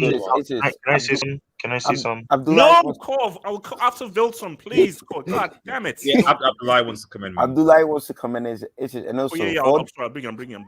For all the Chelsea fans in here, would you guys make a swap deal with Tottenham to get Kane and Lukaku? Would you guys be interested in that? Yes. No. No, not necessarily. No. Although you could have a conversation, but not right now. No. Wait, to bring in Kane? Yeah, for Lukaku this January, make a transfer. Rory Jennings would like that. Would you guys want that? Would you want that, Ish? I don't trust Kane, man. To be honest, it would never happen anyways, but no. I wouldn't do it personally. Although again, I do rate Kane and I do think he's slightly better than Lukaku at his best, but nah, not for me, to be honest. All right, so Cole, what do you want to say, Cole? So with all these messages that Fabrizio Romano has posted about Lukaku, I've noticed a common trend that in this interview, I can just envision the person laughing whilst he's saying the things that he's saying to Sky Italia. One thing I also want to say is that we have so many it's not only football players, but we have so many African Americans, Africans too, who have this mental problem called attention seeking. Attention seeking is a huge mental problem. Where are you going with this right now? Where are you going with this? Where I'm going with this is that the number of clicks that Lukaku will get just for this attention seeking is absolutely amazing, because no, that's how. Look, this is what memers use to hold, because when they see he says stuff like this, they laugh, they make reposts about it, and he gets more clicks, he gets more money for things like this. That is true. Okay. Let's entertain Cole's point. Okay, let's entertain his point. I have an issue when you bring up the race point, because you say that it's a thing that black people do, right? What about when Harry Kane, the great white hope Harry Kane, did this in May? Still, when Tottenham was still trying to fight for top 6, he went on the Overlap Gary Neville show and recorded a whole podcast talking about how he wants to basically leave Tottenham and fight for a different challenge. African American forward. I thought everybody knew that. It's easy. I mean, I didn't realize. Yeah. He's passing. He's passing. Let call down. Okay. Finish your point. He's albino. Oh, okay. Okay, so Cole, what's your response to that? Cole, your response to that? Okay, so the thing about Harry Kane is, Harry Kane also had this issue with Spurs, and I understand. With Lukaku though, the issue is, you can't, if you do not want to, if you get hired for the job and you don't want to do the job, then it's better for you to just leave the job. That's how I see Lukaku. So if they say go to Chelsea, what do you want to say? Okay, cool. Okay. Okay, so because Wait, guys, check your DMs real quick. I just send you something. Paul, you know, came in with your English. I beg now, all of us go school. I beg, relax. I beg. I'm not. So I'm I've not listened perfect to. English. Okay, thank you, Cole. Thank you, Abdullah. I've listened to what everybody said from forward to Daniel to the Newton. I've listened. I have a little bit of issue with this team. Is either a make or break for Romelu Lukaku in Chelsea. I've been supporting this guy. Is this a point of no return? Is it a point of no return? It's two things, and I will retaliate. And I told Daniel yesterday about it on my show. Romelu Lukaku is fighting with a demon he has to win in Marina Granaskia. All right, I was thinking, well, where are we going here? No. I'm going to weird juju witchcraft. No. Romelu Lukaku putting out this stuff now. He is fighting with a demon of Granaskia. You cannot win with her. Regardless of what you want to do, you cannot win with her because no matter what you say, Roma will tell you, whatever you tell me, go meet Marina. Whatever you say, go and talk to Marina. That's game over. He's putting this out now on social media. Either it's a make or break for him. Either he back it up with so much goals, assists, and he play much better, or it become a class A for the whole entire season, and it became sold when the season finished or the coming of. Sold to who's gonna buy? I don't know who buy Lukaku because he's not a trash player. So now he's putting this out now. He has to back it up now. He said this thing out. FC Brugge or Genk. See, he can go back to Anderlecht, man. Yeah. Lukaku now is like an African college. When you step on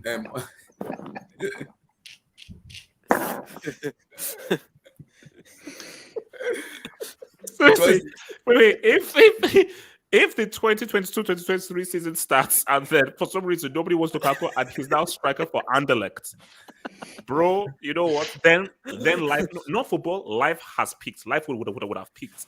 I'm like, continue. Because I listened to what Tuchel the presser today he said. I listened to it and it makes me laugh because what Tuchel said is not gonna be it's gonna be a serious conversation between Lukaku and Tuchel behind the closed door. Even Granaskia is gonna step in and talk about that. What's going on? Why are you posting this out? So because now Lukaku is in the middle, he's putting the fans, the board, the owner, the manager in a big mess. A mess he has to fix himself. He has to come out and fix this himself now because now he's putting this out 4 weeks ago that I'm fit, physically ready, blah blah blah blah. Everybody knows you are injured and there was COVID outside. So and you are criticizing. I can understand you criticize because of the result we get. I understand the Belgium national team play back three. Antonio Conte play back three in Inter Milan. Thomas Tuchel play back three. Please tell me the difference between the back three. Wait, my friend, I'm saying what will happen with Lukaku in this interview? What's going to happen? It's a make or break. Either he succeed or he fail. Like I said, you are facing a demon you can never win. Look, Abdullahi, you missed one thing. There needs to be a way to prevent Lukaku from doing something like this again. There's no way to prevent it because for me, Lukaku is like someone that has this boldness of I want to talk. Let me just talk my mind out. And sometimes honesty will kill you sometimes if you're not careful in life. When you become too honest, you become the predator, not the prey anymore. Because people will be like, oh, now you can talk right now that we'll cobalize you with this. You keep talking. That's what Lukaku is doing. He's being honest. But his honesty could lead into being a distraction to his entire career or he's successful. So he has to be someone who has a strong mentality to overcome this adversity or he break him entirely. And now, because now people Lukaku calling Timberland, blah blah blah blah. People's like he's a prolific goal scorer. That Timberland can be something he can work on. Now he's putting this out now. He's gonna get so much abuse that either just like, okay, let me just go out of this England and go to somewhere else that my head can be clean. I was into it. He said it was talking about Barcelona. Real Madrid become the best club after I leave Inter Milan. I am going to Barcelona. Do you think Madrid is gonna buy Lukaku or Barcelona is gonna buy Lukaku? You kidding me right now, right? Are they gonna pay 150 million or 100 million for Romelu Lukaku? I don't think so. Damn, you're not dumb enough to play that amount of money. You have Haaland, Vlahovic, right now. Oh, okay, wait, hold on. So I mean, Charles Wilterman, thanks for the DM, bro. Yeah, I mean, this is the banner that's put up. It doesn't matter who runs. Yeah, this is what I was talking about earlier. It counts who stays in the storm by Romelu. Lukaku, bro. You've created yourself an island, man. ESPN. Because that's my wait, hold on, because I have to get other guys. So before I come to this, let me just hit this thing in, man. So your boy Kelvin Sahiro, our local comedian, says, HH, according to Rafa, the reason why you lost the futsal tournament is because Barbosa was balling. You were running like you were holding hand luggage. It was 5-5, but when Hazard comes on, you had 4 men. Kelvin, thank you for your comedy and so forth. This is an ongoing story, by the way. Kelvin's done this a few times now. He's a comedian who shouldn't do stand-up comedy, pretty much. That's what he's a comedian who shouldn't do stand-up comedy. But Kelvin, thank you for your comedy, and your abuse towards Hazard is not appreciated, man. Didn't we vote Hazard as the worst player of the year? Yeah. No. No. You voted. Yeah, it's been rechecked. You voted it's been rechecked, so it's been done because of voting was. Wait, how could you get worst player of the year when there's people like Bruno Fernandes and Scott McTominay? Thank you. Forget these people. Wait, what? They don't have an agenda. JJ Bridge. If he flops on Sunday, do you think?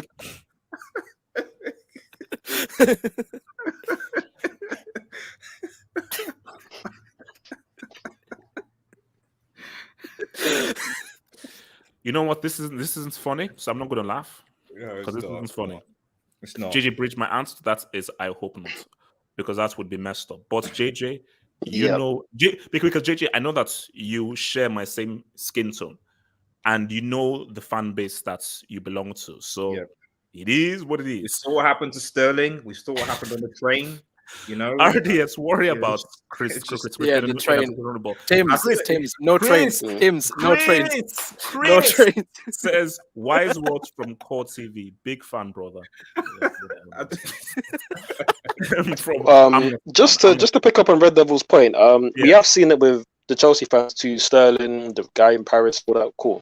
We've not actually seen it happen to one of Chelsea's own players. So again, like HG said, I hope it does not happen. But if it did happen, the problem is if it did happen, do you not know about Paul Cannaville? Paul Cannaville, forward. Oh, of course. So you know what? That's happened again in the past, but again in this era, that's happened in this. Oh wow! No, it's mad. You know what? DT makes up a good point. It's happened. And that's why I'm saying it wouldn't surprise me if it happened. But obviously, if it did happen, the thing is, if it did happen again, let's say it did happen, and it was picked up. Right now, obviously, Cantaville at the time, I think he was the only black player at Chelsea. I believe. Again, I might not be right on that. Did you know Cannaville? He would score a goal, and like Chelsea would draw 1-1, and Chelsea fans would say they lost the game because goals from black players don't count. Wow. Yeah, but I know this. And the manager will be like, "Why are you going that far with people to score goals?" I know it's bad history. It is. So then add on to that. So to add on to that. Wow. Z-Man, DT is dropping knowledge right now. DT is dropping knowledge right now. And Daniel, you're not going to be the pro black guy, and I'm going to be the self-hating black guy. Daniel, it's so messed up. It's funny. That's how we do it in my family. When things are so messed up, we laugh. Yeah, we laugh. Yeah, so don't be the pro black Pan Africanist, and I'm like the bloody what's Uncle Ruckus. Don't make me like Wayne Brady or something. I'm messing with you, man. But just to expand on that point, though. So let's say it did happen right now in this era, in this woke era. Let's say, right. You've got a Rudiger that's going to be on the pitch while that happens. Potentially N'Golo Kante on the pitch while that happens. Are the players going to then walk off? What's the media reaction going to be like in the country? Because if that happens, that's unprecedented in this era. So it'll be crazy. It'll be crazy. What Daniel said, it's even making me laugh. Hold on. Wimbo Bunny says, Core is... Oh, Jesus. Guys, move on. I didn't need to say that. Easy. Move on. Yeah, some of these super chats are quite mean, so you might not want to read them all out. Forward. Again, people say you are who you attract, so maybe I'm messed up. So it is what it is. Ashanti says, Core is disgracing us Ghanaians. Please mute him. Ashanti What's Ghanaian though, bro? He's German. German now. Of course, German, man. Like, he's German. Bro, he superimposed his face on a guy wearing a Nazi outfit. Whoa, relax. Easy. What about easy? No, relax. Zeman hasn't spoken yet, so Zeman, this talk is to me about this whole Lukaku. This is is funny. How do you come up? No, I'm sorry, bro. This is hilarious. I'm sorry, bro. This guy did a full interview saying how Chelsea is his fourth choice, bro. He mentioned Real Madrid, Bayern Munich, Barcelona. We're in debt, bro. Why is he mentioning us?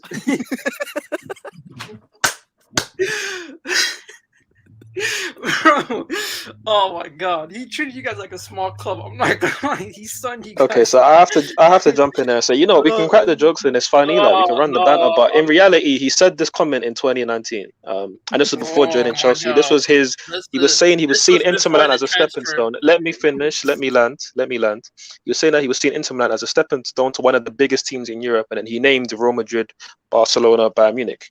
He also said that Chelsea were not on his radar until they came in because he thought things were finished, for the fact that we let him go after he missed a penalty in the Super Cup final. Then we came back with an offer and decided to join Chelsea, champions of Europe. That's how the story is. He's not saying that Chelsea aren't on the level of these other big teams. He's saying that he thought he was going to join one of the big teams in the world, and he named 3 of them, which are Real Madrid, Barcelona, Bayern Munich.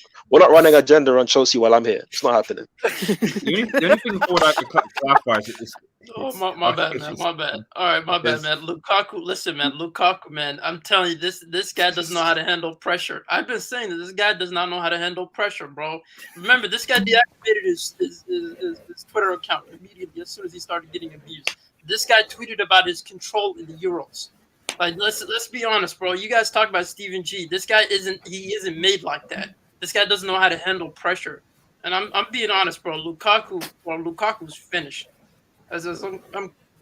Bro, you guys aren't gonna get his market value. No. Let's be honest, bro. You're being reactionary, bro. No, let's be honest. He's not gonna bounce back from this. He's done at this club. He's not gonna bounce back from this. I don't see it. What you if guys are facing? You guys are facing Liverpool. I don't think this will happen. Just for argument's sake, it won't happen. Just for argument's sake, he drops a 3-piece Liverpool and he just goes crazy and starts as like one of the best strikers in the league in the world. Now what? People will super say, no. As Red Devil said, people. Wait, what's with this agenda 3-piece? I keep hearing 3-piece Lukaku. What's going on with that, man? Do you guys? Man, I'm just saying, if he performs like supreme well and is like one of the best strikers in the world, Chelsea fans will still hold this against him. No, they're fickle, as Ardia said. No, bro, bro, this is at the bridge. You know, if this was at Liverpool, I would have said there's 50% of racism. This is at the bridge. You know the Chelsea fans, man. You know. Yeah, they're gonna chat him, bro. This guy. Zima, sorry for cutting you short. I don't want to speak about it, but you make him want to talk about it. I hate it. Antonio Rudiger versus Matt Law. Do you know how that stuff pans out? With the guy being blessed, Romelu Lukaku, people already complaining about him being footlocker. That is being sold in Chicago here. And the buy show from Timberland. Now he's playing at Stamford Bridge or something. Do you know how many of these wicked? I do not want to speak about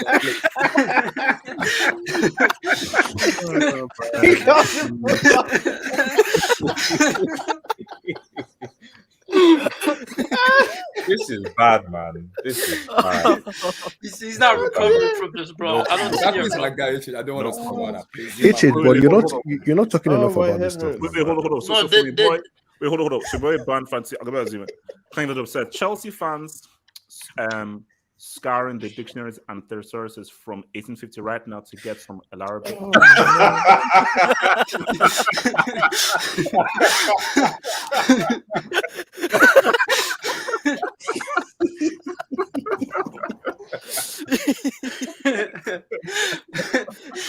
Bro, I'll be watching Worry Gender's channel really quickly, bro. Really carefully.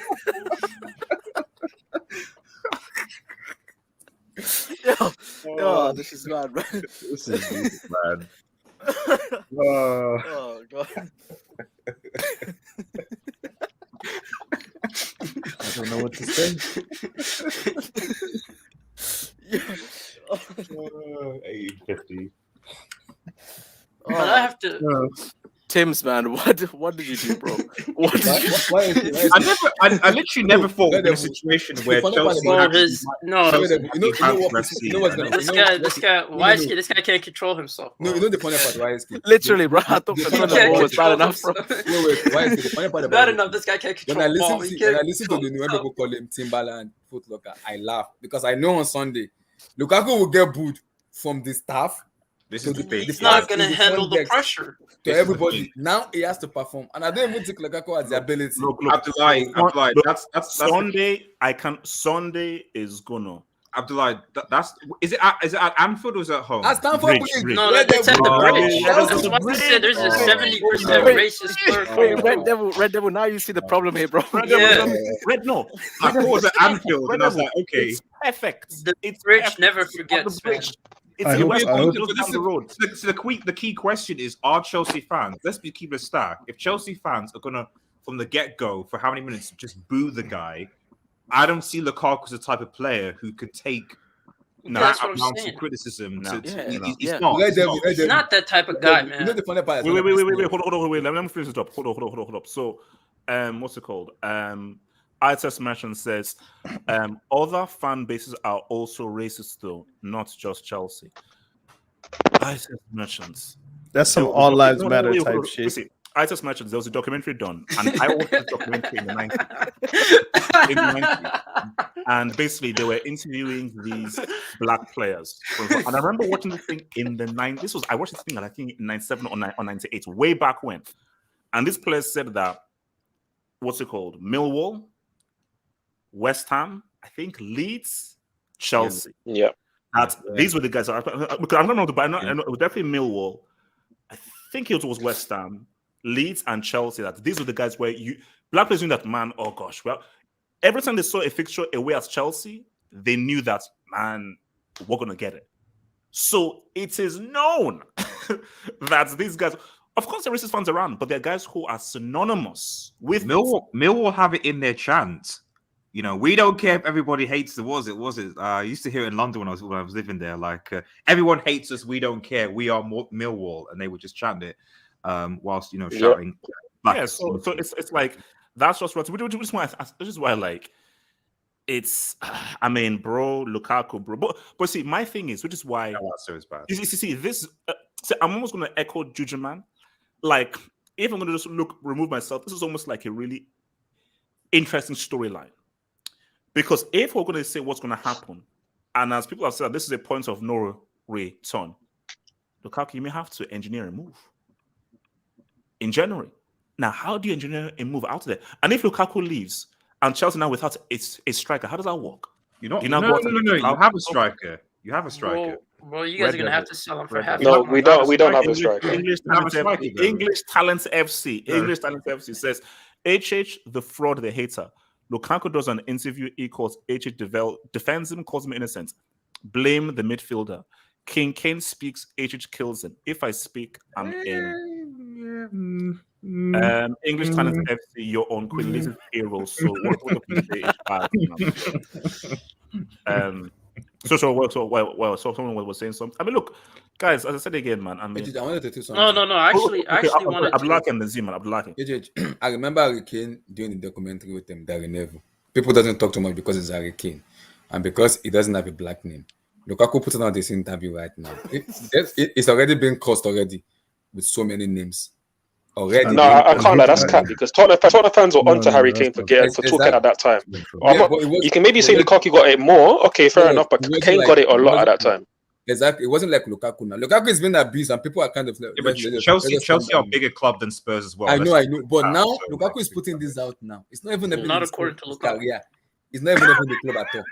This, I told Daniel about this yesterday on my stream. If Lukaku like himself, if he doesn't perform now, I can guarantee he's getting sued next season. That's Chelsea's structure for you. So putting this out now, Abdullah, just be fair. So let me just keep this cap. So Chelsea, let me just see what I'm saying is true. So Chelsea spent, they spent 70 million on Kepa. Okay. They spent 100 million on Havertz. They spent 70 million on Werner. And they spent 100 million on Lukaku. So almost, let's say, 400 to 500, million pounds on on flops and disasters. Is that You've inflated some of those figures, but go on. Ziman. Ziman, grab the mic. Like now, Ziman, grab the mic. Let me just respond to him. Let them see what you mentioned now. That's interesting, but I want to ask, what's Thomas Tuchel's next step? Like, what does he do? How does he react to this? Because he has to. No, bro. Yes, echo what Eric said, bro. I feel that Tuchel it's weird. He left PSG, but it's almost come around to a same situation at PSG. Because his situation is that, bro, I'm just here to be the manager. I can't manage this whole PR, ego, character things, but I'm sorry, bro. Because we all know what happened to Mourinho and the mutiny that got him out of there. Chelsea is like a lesser version of the madness at PSG. Because with Chelsea, the what would they say? Like the cycles run the asylum. So my thing is, I already knew that Tuchel isn't going to be a long-term 4, 5, 6 year thing. So I mean, Ziman, answer to your question, bro. It doesn't look great. But then who's available in the market? If we're being honest, like there isn't that much great managers available. Chelsea have a no. Tuchel isn't getting sat. Okay, look, we need to not be overreactionary and just like, look, the situation's mad. I can't lie. And for Lukaku in the short term, yes, he needs to deliver, but Tuchel isn't getting sacked right now. Or that's not happening. I don't see that. Look, so obviously to the point of Tuchel, look, I think it is key to understand what he does next, right? He's already going to talk to Lukaku. It'll be interesting to see how he deals with it in the media, if he can brush it under the carpet and still get results, because that's important. I think obviously at PSG, Tuchel complained a lot about how he felt like he was almost a prime minister, having to manage all of these egos, Neymar, Mbappe, like their misses and whatnot and stuff. And he actually praised in the first few months, the fact that Chelsea, everybody's focused. He even mentioned Lukaku by name, said that he's like a superstar player, but has a ego of just somebody who's very chilled and relaxed. So these comments would have obviously caught Tuchel off by guard. So it'll be interesting to see how he manages the situation, because he can't afford to have the same kind of relationship he had with Leonardo, with Granovskaya Maria, because if that happens, then he will get sacked. But I feel like he's not going to allow it to get to that kind of situation. Okay, I don't think we talked about this enough, because something's off, man. For me, something's not right. Because Chelsea are a club that if they don't want, okay, let's use the example of transfers. If Chelsea don't want a transfer information to come out, it's not going to come out. So some signings we made, like, okay, Ziyech, for example. Okay, maybe we're linked with him a few times. But before we signed Ziyech, we didn't know who we were going to sign. And then all of a sudden, Ziyech gets announced. So this whole thing with this, like, couldn't the club... Yeah, that's something. Isn't there something in the contract? Like, aren't you supposed to when you're at a club, aren't you supposed to let your club know that you're going to be doing certain, like, you don't just go and say, oh, I'm going to do a random interview independently. Something isn't making sense, man. You let your club know that you're going to... Red Devil, I'm confused, bro. I'm confused. Red Devil, like I said, that's true. Technically, this will be a breach of contract in theory, so it is true. Exactly. Normally, you're not allowed to do this kind of thing. Like I said, when I first because everything, if once you're under contract for something, bro, they have PR guys. Yeah. So whether it's a sponsorship thing or an interview thing, yeah, guys. So this has to be something that you've done individually, because what will happen is, okay, you're doing this interview because there's a media team, guys. Clubs are huge institutions, so there is a dedicated media team. So are you doing an interview? Okay, who is it with? Exactly. We're actually going to speak to them and say, okay, what are your questions? Let's make sure. Oh, sorry, interview's over. You can't ask a question. Sorry, interview's over. That's what happens. This has to be breach of contract. I can't see how Chelsea Football Club would have sanctioned this interview unless Chelsea Football Club were happy with this interview, and that raises another which is worse. Yeah, that's a. I told you, like I said from when I came in, Lukaku has put up a fire. Now he has to off it himself. You are playing with a demon called Marina Gan. I don't think you guys know who this lady is. This lady is. He's stepping in the fire called Granaskia. We know. And when you step into that fire, it's over. It's officially over. Okay, wait. So what's it called? Kelvin Sayuriman, thank you for the job. Says Dembele has been putting in good crosses. There is no one there that they can't move. It's like the players in the box have their foot in a Spanish landmine. Hey, Kevin, sorry, how do you come up with this stuff, bro? That's what I mean. How do you like? I would. A part of me wants to meet you. A part of me doesn't want to meet you. Because it's like basically because you really sit down and actually think about this stuff, man. But yeah, shout out. AJ, would you go to one of his shows? No, man. Your boy Ezio. Oh, shout out to your boy Ezio, man. Thank you for the dub, man. Half a season goal, 1 goal to his name. Even Lewandowski dissing and French fans storing him on the pitch. #washed. Wait, who is this in reference to? Is this to Lukaku? Half a season goal, 1 goal. 1 goal to his name. Wait, who is this? Is this Messi? Yeah, I think he's talking about Messi. Oh, wait, it's Messi. It has to be Messi. Yeah, this is league game.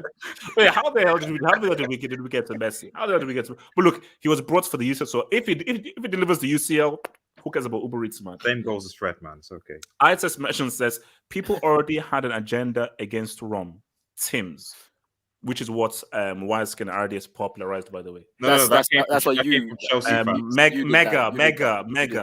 Who's a United fan? I'm Romelu Lukaku, aka Tim. So, oh goodness.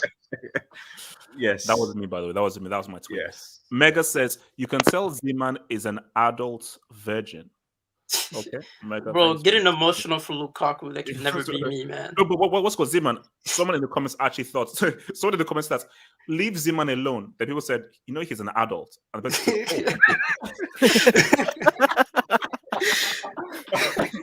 They think I'm 12, man. Sage's best friend, F the race. Shout out to Sage and Sammy. I miss them. You know what? I think this is Infinity Stones. I think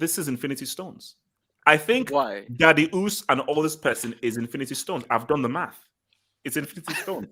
Infinity Stones, it's you, bro. Look, Daniel T, man. Is this it for Lukaku, man? Is this it? Is our fellow black brother gonna has he born to the bridge that can't be mended again? No. Like I think Forward and Red Devil hit the point that football culture these days is terribly fickle. And next month is a transfer window. There's going to be so many rumors and this and that. Like it will become news only if Lukaku makes it news by playing poorly. And then when the summer window comes up, it'll come back around. He said he wanted to go back to Inter. If Dzeko leaves for whatever reason, because that's just what happens in Serie A. Inter Milan need a striker. Will it be Lukaku? How much money are they willing to pay? Blah, blah, blah. But at the end of the day, Inter aren't going to give that money back. So if he scores and he plays, if he keeps the form that he's had in the last 2 games, where he's had 2 goals and an assist, it will be forgiven. Because actually, it's not as bad as like a 2-hour hangout would suggest it's been. He just said, he just said, I like Inter. I want to go back one day, essentially. And the manager's tactics, we need to talk about it. That's the long and the short of it. But fans are fans. It is what it is. Like, bro, I don't think it's a big deal. But the issue why it has become a big deal is because, like, I have never, in watching football all my life, I've never seen a player do this, ever. So, and I told you, there's football reality and there's life reality. Life reality, like, okay, say what you want. But in football reality and so forth, I have never seen a player who is under contract for a particular club give an interview sort about how much he loves a club that he just left. Like what I want, what going back to the point I mentioned, like what I want to clarify, I want your thoughts on the panel is this would have had to have been, unless it's a breach of contract, this would have had to have been sanctioned by Chelsea Football Club. So what I want, if anyone can, whether any of the Chelsea fans can, like, on what circumstance would this type of interview be acceptable by Chelsea Football Club? Why would it be? What's the mindset behind Chelsea's media PR or Grand Execute or whatever? Like, why would they think this is okay? I don't, man. Which is why, like, this is almost like a case for like Sherlock Holmes, because I'm like, the only way I can explain is that Lukaku, you did this as an individual, so then he's going to get fined. He'll be disciplined because it's breach of his contract. Yeah. So they'll probably deal with it behind closed doors, which is the thing. Because again, it's hard to imagine why the club would allow something like this to happen. And also, it's clear that Tuchel didn't know, so he's blindsided Tuchel and most likely the club.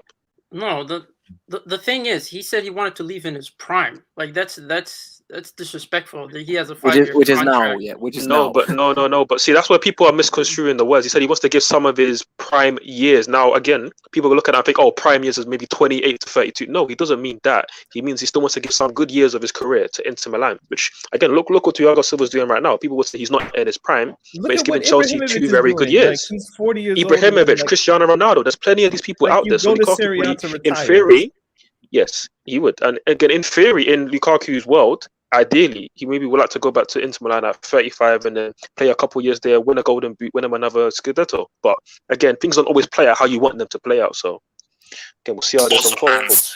That guy is useless. So, guys, this is for Bram. This is for Marina. Because Marina, I doubted you. And Marina, I wanted Haaland and so forth. But you got the deal done. Because it would have been a disaster if Chelsea had gone into the new season without a striker. It would have been a full-on 100% disaster if that happened. So I'm so glad and I'm happy that it's strikers. And so this is for Marina, this is for Bram, and also this is for Romelu Lukaku. Welcome home. You're back in your house and the work starts here. Let's hit it. There's nothing wrong with that, to be honest. That's aged quite okay. Hashtag let's hit it. So how's it hitting? Does anyone else have anything to this conversation? Actually, wait, hold up. SKFC. Hello. Yeah. Yeah. So, thoughts on this whole Lukaku bombshell that has been are people just hating on my black brother? Honestly, I think it's really about the optics of this. Like, right? Like, if you look, sorry, it's really about the optics. Like, the fact that you're a guy, right? Like, you scored like 45 goals in like 60 games for Inter in 2 seasons, right? You leave the club, because you want more money, right? Then you come to your new club. You haven't gone off to the best starts. Whether that's his fault or not isn't really the point, And then, you're starting to get some up form, and then like this interview comes out, right? It just looks bad, right? Because now it looks like, oh, like you're not putting in your full effort because you don't really want to be here.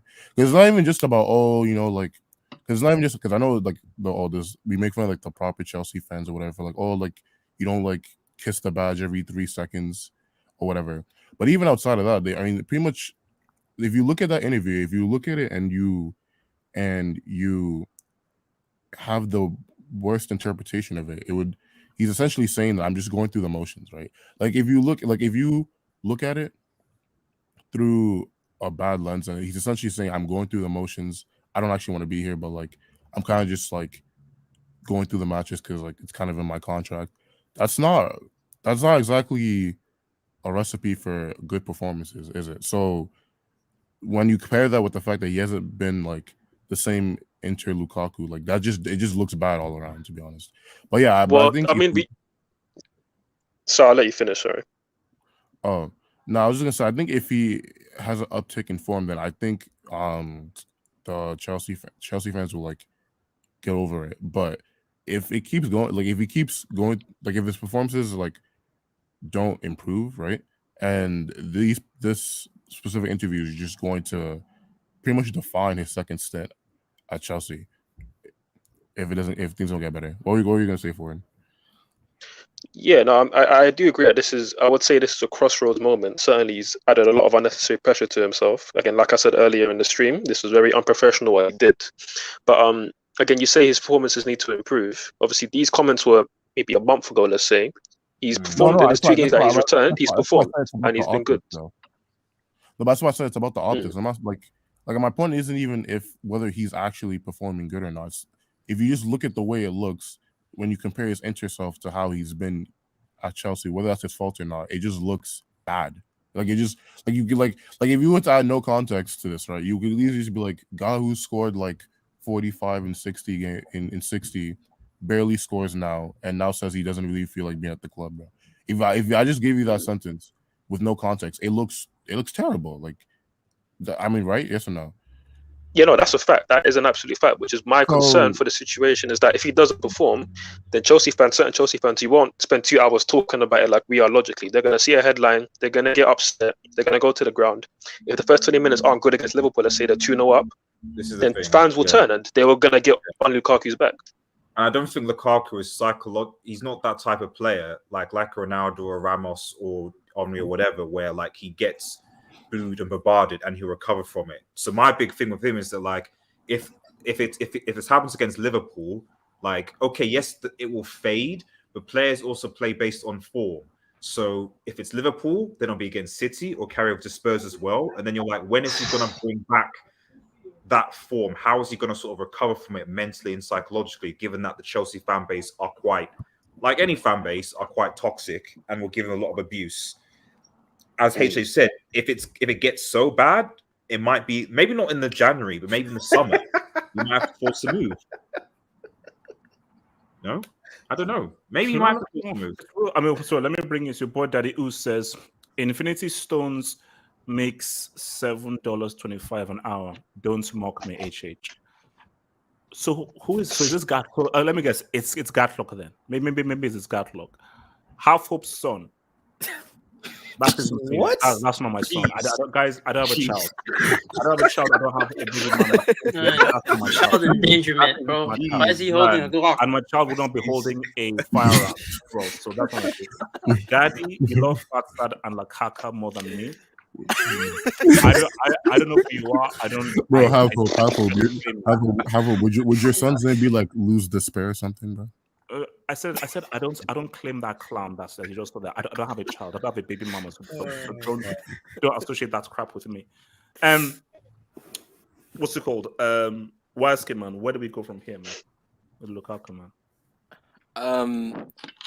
Bro, I mean, we'll because Part 3 is out tomorrow. Maybe Part 3 says, "Psych." I was just joking. Maybe. Who knows? It won't. HH. See, this is turning out to be like a whole series now. Like we're talking Part 3, Part 2.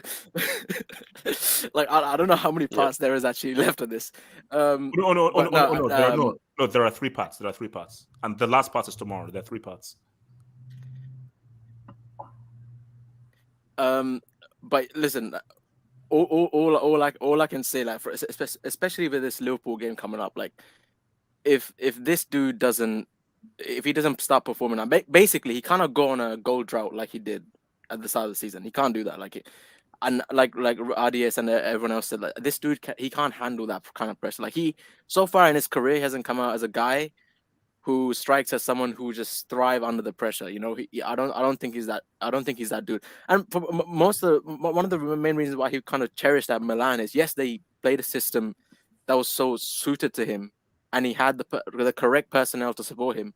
But also, there was not really much pressure. Like, he was just coming back off a shocking season at United, and it was kind of a hands-free kind of approach to his inter time. So there was not really any pressure. Him coming back to the Premier League, that's like instant heavy load on his back now. And with this, bro, I'll let you finish. I'll let you finish with this. It gets real. See, this shit means it gets real. It gets real. It gets real. It gets real. It gets real. It gets real, man. It gets real. It gets real.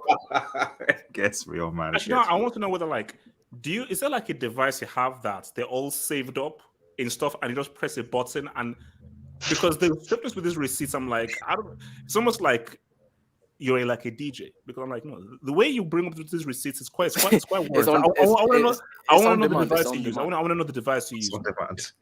And what's it called? Actually, I don't think Eddie's even dropped. You'll never know. Bro, you should start another channel. It's called HH on Demand, bro. You just post certain clips, bro. Eddie. That's not a bad idea, actually. Yo. Yeah. Lukaku, man. Yo, I'm in 2022, man. I just wanted to enjoy my new year in peace, bro. Well done, but nah, I didn't catch up on what a lot of us have said, so I might be repeating some of what we've said. I think the worst thing about this is probably the timing of it, and the fact that Lukaku's organized this and orchestrated this himself. because then you don't give, for example, your agent the chance to, redact a few things and, modify things so it sounds better.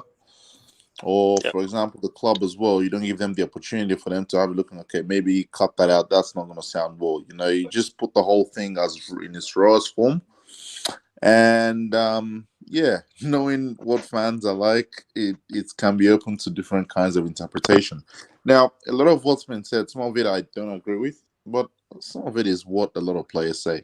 I mean, I don't know why people are so caught up with the whole, he wants to go back to Inter part. That's what a lot of players say. That's just stuff they say to appease the fans. Like, I mean, Hazard for how many years was flirting with Real Madrid while at Chelsea? We didn't have much of a problem with it. Jorginho has been flirting with going back to Italy for how long? I don't see people giving him grief about it. So Eddie, just to clarify, what you're saying is, are you saying that Chelsea aren't a big club that can keep a hold of top quality players? No. All he's saying is, look, I enjoyed my time at Inter. Would I love to be back? If the opportunity presents itself, then yeah. That's all he said. So I don't have a problem with what he said from that standpoint. As far as the manager goes, in terms of saying, okay, Tuchel plays the different system, that's one thing I guess he could have left out. Because, I mean, if you know football, you're not blind. We could all see it, right? So it's kind of a thing where, okay, cool. It's cool for you to tell us, but it's one of those things where if you have a problem with it, you don't play it through the media. You have to go deal with it one-on-one. That's just what I think from it. But I think overall, for me, it just looks like an interview that was done for the Inter fans, and it smells like something like a KD syndrome, man, where I think he couldn't deal with the backlash he got from leaving Inter and just wanted to find a way to appease their fans over there. And he's ended up saying some things that puts him in in a bad spot with everyone. Because if I'm an Inter fan today, I don't know if I believe a lot of what he's saying. And if you're a Chelsea fan, I mean, you just need to look at the timeline and you can see what he's generated on there. So, look, the timing of it has not helped him as well. And yeah, it'll be interesting to see how Chelsea handle this whole thing, because I'm looking at HH saying our fellow black brother, but let me throw this in there. What if this was, for example, Timo Werner after 6 months? Eddie, can I answer that question? Let Yeah. me answer that. Now, Eddie, this has nothing to do with race. I told you, one of my best friends is white, so I can't be anti-white. You've got to stop doing that. I've known him since I was 14. I can't be anti-white because he's one of my best friends. I've known him since I was 14. Bill Hambley, thank you. Bill Hambley, you can always help me out in this whole racial situation. Shout out to Bill. But Eddie, my thing though is that Timo Werner is a brainless piece of crap. So if Timo Werner came out and gave this interview, I'm going to abuse you because you're a piece of crap. You're garbage. So who the hell so it has nothing to do with him being white, popular, or great. Who cares? But I love all races that aren't racist. My issue is, Werner, you'd give that interview, you're crap. Eddie, at the end of the day, who was man of the match in the last two games? In a horribly functioning team, a team that can't function. Who was man of the match in the last 2 games? Homeboy. So... Yeah. But we've got to be careful of what we promote there, because what we're saying now is, as long as you can get on the field and produce, you can go do whatever the hell you want. No. You can say what the hell you want. No, Eddie, I'm not saying. Let me be clear here. I'm not saying that. I've always said that you are free to have this in private. You can't say this in public. You can't. There's a particular decorum you must have. There's in private. It's Chelsea. I don't want to be to Inter. Cool, in private. In public, you just can't. You have to have, even if you say, "Oh, I'm a fan for football." No, there are public affairs you really have to negotiate, because there are dressing room dynamics and so forth. But my thing that's used the Timo Werner points. I'm saying that it's wrong all the way through, but Werner, it's extra wrong because you're garbage and you're brainless. So for Timo Werner, it's extra wrong you giving this interview. So before we get out of here, man, because I need to get prepared for New Year's Eve, man. says that where Sammy and Sage get the ooze to Chelsea ASAP. Daddy Ooze, you have issues, bro. You have issues. From your boy Roman Abramovich. I can't pronounce your middle name. Arkadievich Abramovich. This is a publicity thing, you fools. I needed cash in hand. I made Lukaku do that interview at gunpoint. Now I will sue Lukaku for breach and get the money. Hashtag snap. Bro, if that's true, then Bram is just truly a genius, man. But see, all I want to know, see, if I could just get Lukaku, bro, I'd just say Lukaku why. That's all I want to know. Right now, all I want to know from Lukaku is why. That's all I want to know. What I want to know most is Lukaku, why did you do this when you knew what the fallout was going to be? You must know, because Lukaku, you're not stupid.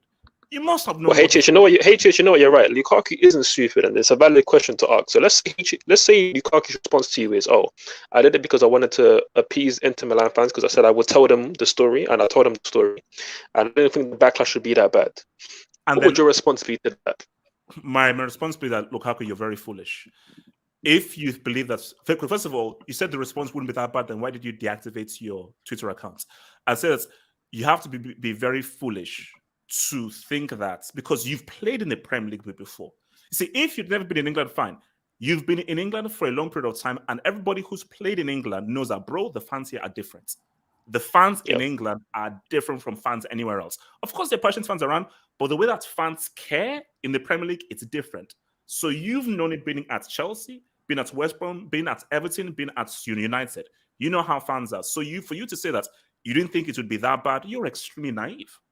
I say, then look up, pro. You're extremely naive to do that. And my thing is, look, even if Chelsea were playing well, they were at the top of the table, a company hires you, and you're like, man, I liked company X, but company Y hires me and are paying me. But I really love company X, but it had to be for some reason.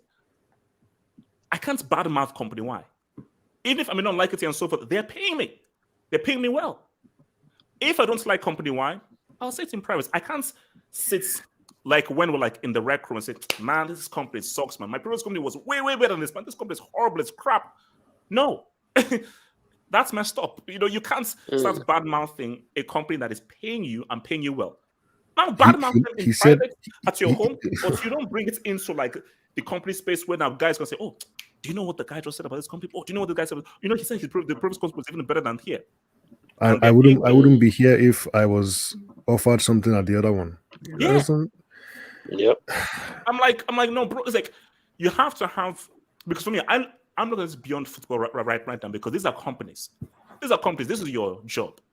You have been paid at this job, and just out of respect, even if you don't want to be here, show that you're happy to be here. Also, when you now leave the company and you go back home, abuse it, insult it, say all you want. But when you're in the company, within the company space, and your voice can be public, I love this company. The company is great. I love it. Say it's all cool. It's great because they're paying you, and they're paying you very well. What makes it worse too is the fact that since especially this Chelsea team is a very young team, right? So that saying those kinds of things, right, it will have a huge effect on the morale, which is especially critical because Chelsea is at a very critical part of the season.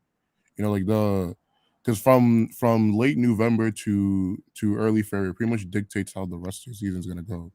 And Chelsea already struggles during this part of the season anyway. So like when one of your best players is coming out saying like, yeah, like I don't really feel like being here, but like I'm just kind of here anyway. Like that's definitely not going to go well in the dressing room. And even at more experienced squads, things like this can have a very negative effect on how their seasons go. So all right, so let's get at it. So DoorDash said a driver named Zad never delivers customers food. Man, screw you, man. Like, this guy can't categorize. That's clever. Michael talked football. Hey, I did it a public man. Shout out to you, bro, man. Thanks for having me on. He said we have MHD Afro traps now. We have Tim's trap parts on. Bro, as I said again, man, whatever the guy says in the part 3, at this rate, bro. Unless it says psych, it's not a lie. I don't know. Can I just pick it back up again from the earlier point? So again, there's a part 3 which, again, unprofessional, and he's not even controlled his own narrative. So it's crazy that he would allow this to happen. And again, I think I'm not sure the guy's name. I think SPFC brought up a good point about how we're in the critical part of the season. It's a very young squad, and not only do we have all these injuries and whatnot, but like we've lost both our wing backs for probably most likely all of the season. Chilwell's out till next year. Reece James, he might be out for the season as well. Like we're at a point where we're in so much of a crisis, and then this month in January, which is always a crucial month, we play so many big games. So you doing this at this time, again, to your point, HH, when I asked you the question, I don't know what explanation Lukaku could give that would suffice for what's happened now, because all this unnecessary pressure put on the club is crazy. And no. He needs to perform, and the club needs to perform to brush this under the carpet. Before, this isn't an explanation to be like, oh, it makes it better. I just want to know why. No, what you did is wrong. Why did you do it? So just out of curiosity, what was your thinking in doing something that you shouldn't have done? So just like, why? It's wrong. So listen. Oh, now it makes sense. Like, okay, why would you do this? What was no? It's gonna make the whole case worse. You can't tell you why, because as soon as he tells you, he's gonna get more stick for it. He's not gonna give you an apology. I said in private. Just out of curiosity, if you could just tell me in private that I did it because of Boma, like, okay. I just need to know why you would do this, because if you had a PR person, that's new PR to be like, no, this is a bad thing to do. You know, half of baby mama who I don't know. Now you don't claim a child. # which man scream. Mr. Jumpman49, thank you for the dub, says Nottingham Forest UCLs got more merits than any of Chelsea's. A pandemic UCL got a generation of players gets overrated. Pulisic, Mounts, Havertz, Werner. My thing about this is that who do you support? That's the first thing. And the last thing that I checked is that I live near Stamford Bridge. And when I look at that trophy, it says Champions League. So it is what it is. Cry more.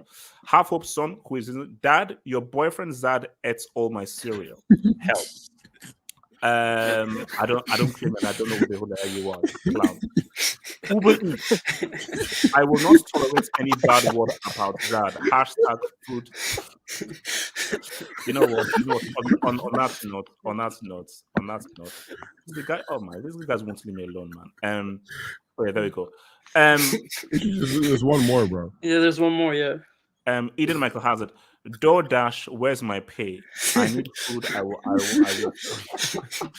Guys, thank you for being part of it. Guys, we'll see what happens on Sunday. Sunday is going to pop up. Whatever happens, I pray for Lukaku. I pray for Lukaku, man. All that happens, guys. Peace out. Stay true. Stay real. And Lukaku, all I can say is why? Oh, why?